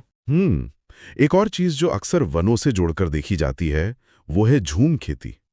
ये क्या है और इसका वनों पर क्या असर होता है? झूम खेती, जिसे स्लैश एंड बर्न यानी काको और जलाओ कृषि भी कहते हैं, ये खेती का एक बहुत पुराना पारंपरिक तरीका है। कैसे करते हैं इसमें? इसमें क्या होता है कि किसान जंगल के किसी एक हिस्से के पेड़ पौधे काटकर उन्हें जला देते हैं। अच्छा। फिर जो राख होती है वो खाद का काम करती है। उस साफ की हुई जमीन पर वो कुछ सालों तक खेती करते हैं। फिर जब मिट्टी की उर्वरता कम हो जाती है तो वो उस जगह को छोड़कर जंगल में किसी नई जगह पर यही प्रक्रिया दोहराते हैं। पुरानी जगह को परती छोड़ दिया जाता है ताकि वहां फिर से वनस्पति उग सके। तो ये वनों के लिए नुकसानदायक कैसे हैं? देखिए, पारंपरिक रूप से जब आबादी कम थी और झूम चक्र लंबा होता था तब शायद ये उतना नुकसानदायक नहीं था। लेकिन अब बढ़ती आबादी के दबाव में झूम चक्र छोटा हो गया है। मतलब जमीन को दोबारा पनपने का पूरा समय नहीं मिल पाता। इससे वनों का क्षरण होता है और जैव विविधता को नुकसान पहुंचता है। इसके कुछ स्थानीय नाम भी हैं शायद? हाँ, बिल्कुल। भारत में ही इसके कई नाम हैं। उत्तर पूर्वी राज्यों में इसे ज़ूमिंग कहते हैं, जो सबसे कॉमन नाम है। मध्य प्रदेश में बेवर या दहिया, आंध्र प्रदेश में पोडू या पेंडा, उड़ीसा में पामाडाबी, पश्चिमी घाट में कुमारी। दुनिया भर में भी इसके अलग अलग नाम हैं। ये जानना भी जरूरी है। अच्छा, अगर हम भारत में वनों की वर्तमान स्थिति की बात करें तो कोई खास जानकारी जो हमारे सुनने वालों के लिए उपयोगी हो? हाँ, देखिए, भारत सरकार की भारत राज्य one report, India state of forest report ISFR, नियमित रूप से आती है, जो हमें बताती है कि देश में और अलग-अलग राज्यों में वन आवरण कितना है, कहाँ बढ़ा है, कहाँ घटा है। अच्छा, जैसे अगर क्षेत्रफल के हिसाब से देखें तो आमतौर पर मध्य प्रदेश में सबसे ज्यादा वन क्षेत्र पाया जाता है। लेकिन अगर राज्य के कुल क्षेत्रफल के प्रतिशत के हिसाब से देखें तो मिजोरम अक्सर सबसे आगे रहता है। अगर केंद्र शासित प्रदेशों को भी शामिल करें तो लक्षद्वीप में प्रतिशत बहुत ज्यादा है। और सबसे कम कहाँ है? सबसे कम वन आवरण वाले राज्यों में हरियाणा का नाम आता है। ये आंकड़े बदलते रहते होंगे हर रिपोर्ट में? हाँ, बिल्कुल। किस राज्य में वन क्षेत्र में सबसे ज्यादा वृद्धि हुई या कहाँ सबसे ज्यादा कमी आई, ये आंकड़े हर 2 साल में आने वाली रिपोर्ट में अपडेट होते हैं। ये रिपोर्ट वनों के प्रबंधन और संरक्षण की नीतियां बनाने के लिए बहुत महत्वपूर्ण होती है। तो ये थी भारत के विविध वनों की एक, कह सकते हैं, संक्षिप्त सी झलक। हर प्रकार का वन अपने आप में कितना खास है और देश की प्राकृतिक संपदा का कितना महत्वपूर्ण हिस्सा है। बिल्कुल, ये विविधता ही तो भारत की एक बड़ी पहचान है और पर्यावरण संतुलन के लिए ये बहुत जरूरी भी है। तो इन विभिन्न प्रकार के वनों और उनकी विशेषताओं के बारे में जानकर कैसा लगा? कौन सा तथ्य सबसे रोचक लगा? नीचे टिप्पणी करके जरूर बताएं। और हाँ, अंत में एक सवाल आप सबके सोचने के लिए। ये जो बदलती जलवायु है या बढ़ती मानवीय गतिविधियां हैं, जैसे शहरीकरण या खेती के तरीकों में बदलाव, ये सब इन अलग अलग तरह के वन पारिस्थितिकी तंत्रों पर कैसा असर डाल रही होंगी और इनके संरक्षण के लिए हम और क्या ठोस कदम उठा सकते हैं? सोचिएगा जरूर। अब मेरा अगला विषय है भारत की मृदा यानी मिट्टी। मिट्टी। देखिए, मिट्टी सिर्फ धूल या जमीन का टुकड़ा नहीं है ना। ये तो हमारे देश की, मतलब कृषि की जान है, भूगोल का आधार है। सही कहा। और भारत में तो मिट्टियों की इतनी विविधता है, कमाल की। हाँ, और ये जानना प्रतियोगी परीक्षाओं के लिहाज से भी बहुत जरूरी हो जाता है। बिल्कुल सही। अच्छा, मिट्टी बनती कैसे है ये भी समझना जरूरी है। ये कई चीजों पर निर्भर करता है। जैसे वहाँ का मौसम कैसा है, मतलब जलवायु, फिर वो किस चट्टान से बनी है, जो मूल चट्टान होती है, जमीन की ढलान कैसी है, स्थलाकृति, अच्छा, वहाँ पेड़ पौधे, जीव जंतु कैसे हैं, और हाँ, सबसे जरूरी, कितना समय लगा है उसे बनने में। ये सब मिलकर तय करते हैं कि मिट्टी कैसी होगी। तो आज हम भारत की कुछ मुख्य मिट्टियों को समझेंगे। हाँ, बिल्कुल। जैसे जलोढ़ है, लाल मिट्टी, काली मिट्टी, लैटेराइट, मरुस्थलीय, पर्वतीय, और वो पीठ में या दलदली मिट्टी भी। हाँ, इन सब पर बात करेंगे। तो चलिए भारत की मिट्टियों की इस दुनिया में थोड़ा गहरा उतरते हैं। सबसे पहले बात करते हैं जलोढ़ मिट्टी की। Alluvial soil. हाँ, ये तो सबसे ज्यादा फैली हुई है शायद। बिल्कुल, भारत के सबसे बड़े हिस्से पर, करीब आप मान लीजिए 43% भाग पर यही मिट्टी है। अरे वाह, 43%। मतलब कहाँ कहाँ? उत्तरी मैदानों में? हाँ, पूरा उत्तरी मैदान, पंजाब, यूपी, बिहार, बंगाल, सब। फिर जो बड़ी नदियों के डेल्टा है ना, जैसे महानदी, गोदावरी। हाँ, महानदी, गोदावरी, कृष्णा, कावेरी, इनके डेल्टा इलाके, और गुजरात, राजस्थान के भी कुछ हिस्सों में, और पूर्वी तट के मैदानों में भी मिलती है। अच्छा, और ये बनती कैसे है? मतलब नदियों से ही आती है? बिल्कुल। नदियां पहाड़ों से जो मिट्टी, बारीक कण बहाकर लाती हैं ना, अवसाद जिन्हें कहते हैं सेडिमेंट्स, उन्हीं के जमा होने से ये बनती है। मैदानों में नदियां इन्हें बिछा देती हैं। और इसकी गुण, मतलब उपजाऊ तो होती होगी? हाँ, काफी उपजाऊ। इसमें पोटैश और चूना ये तो भरपूर होता है। ओके, लेकिन नाइट्रोजन और फास्फोरस की थोड़ी कमी रहती है। अच्छा, नाइट्रोजन और फास्फोरस कम। और सुना है इसकी 2 किस्में भी होती हैं, खादर और बांगर। हाँ, सही। खादर जो है वो नई जलोढ़ मिट्टी है, नदी के पास वाले इलाकों में मिलती है और ज्यादा उपजाऊ होती है।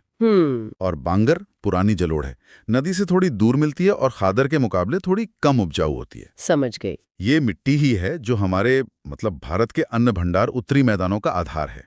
इसी वजह से वहाँ इतनी घनी आबादी भी है। अच्छा, तो ये तो हुई नदियों की देन, जलोढ़ मिट्टी। लेकिन उन इलाकों का क्या जहां बारिश कम होती है, वहां कौन सी मिट्टी मिलती है? लाल मिट्टी? हाँ बिल्कुल, वहाँ लाल मिट्टी मिलती है। ये करीब 18% हिस्से पर है भारत के। 18%? कहाँ पर मिलती है ये मुख्य रूप से? ये देखिए, दक्कन का जो पठार है ना, उसके पूर्वी और दक्षिणी हिस्सों में, फिर उड़ीसा, छत्तीसगढ़, मध्य गंगा मैदान के दक्षिणी भाग, और पश्चिमी घाट के पहाड़ों के ठीक नीचे वाले इलाके, पीडमोंट जोन जिसे कहते हैं। ओके, और ये बनती कैसे है? ये कम बारिश वाले क्षेत्रों में बनती है। जी। जो पुरानी दानेदार आग्नेय चट्टानें होती है ना, क्रिस्टलाइन इग्नियस रॉक्स, हाँ। उनके टूटने फूटने से बनती है। और इसका रंग लाल क्यों होता है? लोहे की वजह से। हाँ बिल्कुल, इसमें जो लोहा होता है ना, वो क्रिस्टलीय और रूपांतरित चट्टानों में फैल जाता है, डिफ्यूज हो जाता है। उसी के कारण इसका रंग लाल होता है। अच्छा। और एक और बात, जब ये गीली होती है ना, हाइड्रेटेड फॉर्म में, तो ये पीली दिखती है। अरे गीली होने पे पीली, ये तो इंटरेस्टिंग है। और इसमें पोषक तत्व कैसे होते हैं? इसमें नाइट्रोजन, फास्फोरस और ह्यूमस, मतलब जैविक पदार्थ, इन तीनों की ही कमी होती है। तो पोषक तत्वों की कमी रहती है इसमें। चलिए लाल मिट्टी से आगे बढ़ते हैं। एक बहुत ही मशहूर मिट्टी, काली मिट्टी। हाँ, काली मिट्टी, इसे रेगुर मिट्टी भी कहते हैं। और काली कपास मिट्टी भी शायद। हाँ, काली कपास मिट्टी, क्योंकि कपास के लिए बेहतरीन है। ये करीब 15% भाग पर है भी ये पाई जाती है। और कपास के लिए इतनी अच्छी क्यों है ये? देखिए, कपास को चाहिए करीब 210 दिन पाला रहित मौसम, मतलब फ्रॉस्ट फ्री डेज। हाँ। वो इस इलाके में मिलता है। और इस मिट्टी के गुण भी कपास के लिए बहुत अच्छे हैं। जैसे? सुना है ये पानी बहुत सोखती है। हाँ, ये इसकी सबसे बड़ी खासियत है। ये मृणमय होती है, क्लेई, मतलब कण बहुत बारीक होते हैं। अच्छा। इस वजह से इसकी जल धारण क्षमता, मतलब पानी सोख कर रखने की कैपेसिटी बहुत ज्यादा होती है। गीली होने पर ये एकदम फूल जाती है, चिपचिपी हो जाती है, और सूखने पर सिकुड़ जाती है, जिससे इसमें मोटी मोटी दरारें पड़ जाती हैं। हाँ, देखी हैं वो दरारें। इसी वजह से इसे स्वतः जुताई या सेल्फ प्लोइंग वाली मिट्टी भी कहते हैं, क्योंकि दरारें हवा को अंदर तक पहुंचा देती हैं, जैसे जुताई हो गई हो। स्वतः जुताई, ये तो कमाल का नाम है। और पोषक तत्व? इसमें चूना, लोहा, मैग्नीशियम, एल्यूमिना, ये सब तो काफी होता है, पर फास्फोरिक तत्व कम होते हैं। अच्छा, तो ये हुई काली मिट्टी। अब उन जगहों की बात करते हैं जहां तापमान भी खूब और बारिश भी खूब होती है। वहां कौन सी मिट्टी मिलेगी? वहां मिलती है लैटेराइट मिट्टी। ये ज्यादा नहीं, करीब 3.7% हिस्से पर है। कहाँ पर? कर्नाटक, केरला, तमिलनाडु, मध्य प्रदेश, ओडिशा और असम के जो पहाड़ी इलाके हैं ना, जहां तापमान भी ऊंचा रहता है और बारिश भी भारी होती है। और ये बनती कैसे है? भारी बारिश से। हाँ। भारी बारिश के कारण होता है तीव्र निक्षालन, जिसे लीचिंग कहते हैं। लीचिंग मतलब भारी बारिश मिट्टी के जो घुलनशील तत्व हैं, जैसे सिलिका, उन्हें नीचे बहा ले जाती है। ऊपर रह जाते हैं लोहे और एल्यूमिनियम के ऑक्साइड्स। अच्छा, पोषक तत्व बह जाते हैं। और ज्यादा तापमान की वजह से ह्यूमस बनाने वाले बैक्टीरिया भी मर जाते हैं या पनप नहीं पाते, इसलिए इसमें ह्यूमस भी कम होता है। तो फिर ये किस काम आती है? ये चाय, कॉफी, काजू जैसी फसलों के लिए अच्छी मानी जाती है। और एक बात, सूखने पर ये ईंट जैसी सख्त हो जाती है। ईंट जैसी? हाँ, इसीलिए शायद इसका नाम लैटेराइट पड़ा। लैटर मतलब ईंट। कहते हैं पुराने जमाने में इसे घर बनाने में भी इस्तेमाल करते थे। दिलचस्प है। अच्छा, अब रेगिस्तानी इलाकों की तरफ चलें, जैसे पश्चिमी राजस्थान। बिल्कुल, वहां मिलती है मरुस्थलीय मिट्टी। नाम से ही जाहिर है। रेतीली होगी। हाँ, रेतीली होती है और इसमें लवण मतलब नमक की मात्रा काफी ज्यादा होती है, सलाइन। ह्यूमस और नमी की तो बहुत कमी होती है और कई बार जमीन के नीचे थोड़ी गहराई पर चूने के कंकड़ों की एक परत बन जाती है। कंकड़ की परत, वो क्या करती है? वो पानी को नीचे रिसने से रोकती है। लेकिन हाँ, अगर सिंचाई की अच्छी व्यवस्था हो जाए तो इसमें भी खेती की जा सकती है। अच्छा, सिंचाई से खेती मुमकिन है। और पहाड़ों पर कैसी मिट्टी होती है? वन मिट्टी जिसे कहते हैं। हाँ, पर्वतीय मिट्टी या वन मिट्टी ये जगह के हिसाब से बहुत बदलती है। मतलब नदी घाटियों में ये दोमट या सिल्टी टाइप की हो सकती है। अच्छा, उपजाऊ, लेकिन जैसे जैसे आप ऊपरी ढलानों पे जाएंगे मिट्टी में मोटे कण ज्यादा मिलेंगे और वो कम उपजाऊ होगी। और बर्फीले इलाकों में, हिमालय में? हिमालय जैसे बर्फीले इलाकों में ये अक्सर अम्लीय होती है, एसिडिक, और ह्यूमस भी बहुत कम होता है। लेकिन निचली घाटियों में जहां जंगल वगैरह हैं वहां ये उपजाऊ भी हो सकती है। ओके, और एक आखिरी प्रकार बचा, पीठ में या दलदली मिट्टी। हाँ, पीटी या मार्शी सॉइल।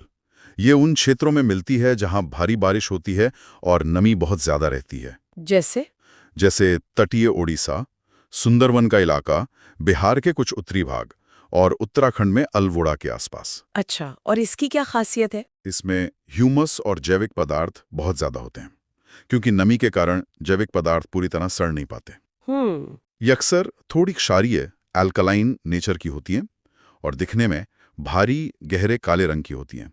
दलदली इलाकों की खास मिट्टी है ये। तो ये थी भारत की मुख्य मिट्टियों की कहानी।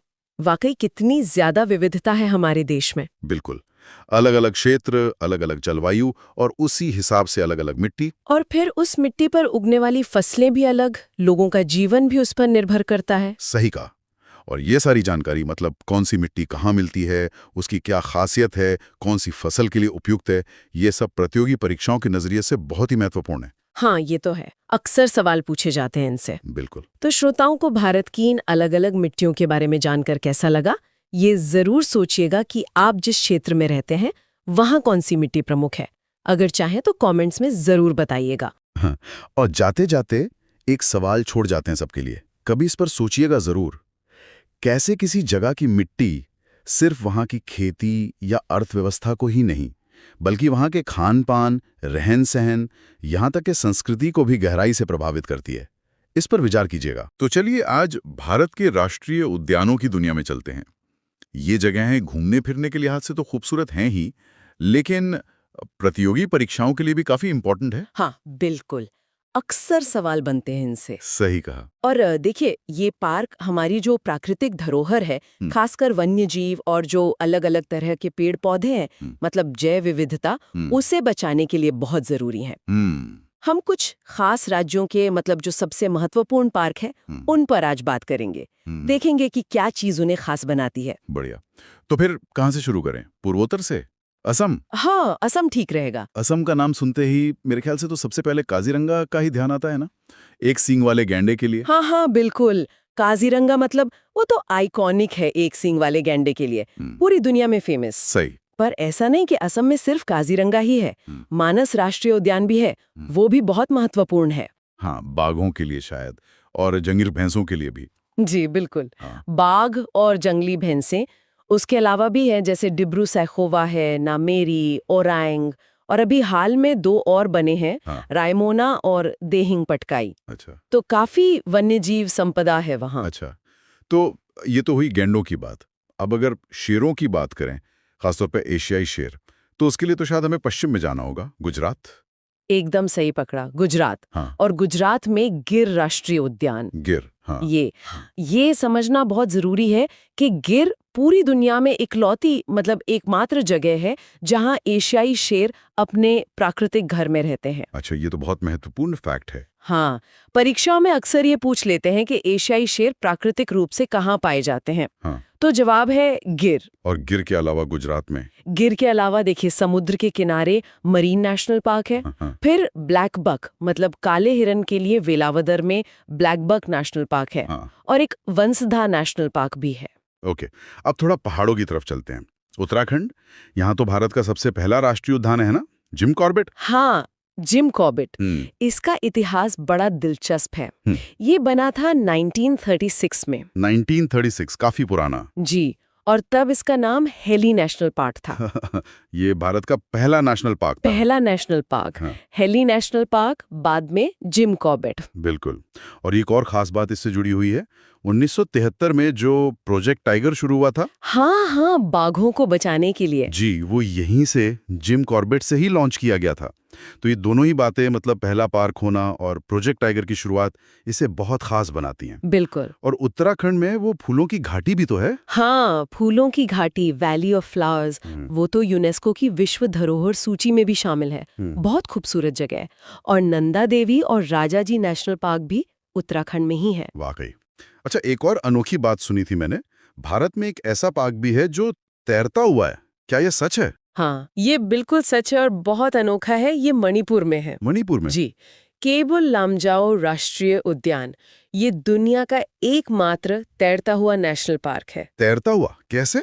ये लोकतक झील पर है।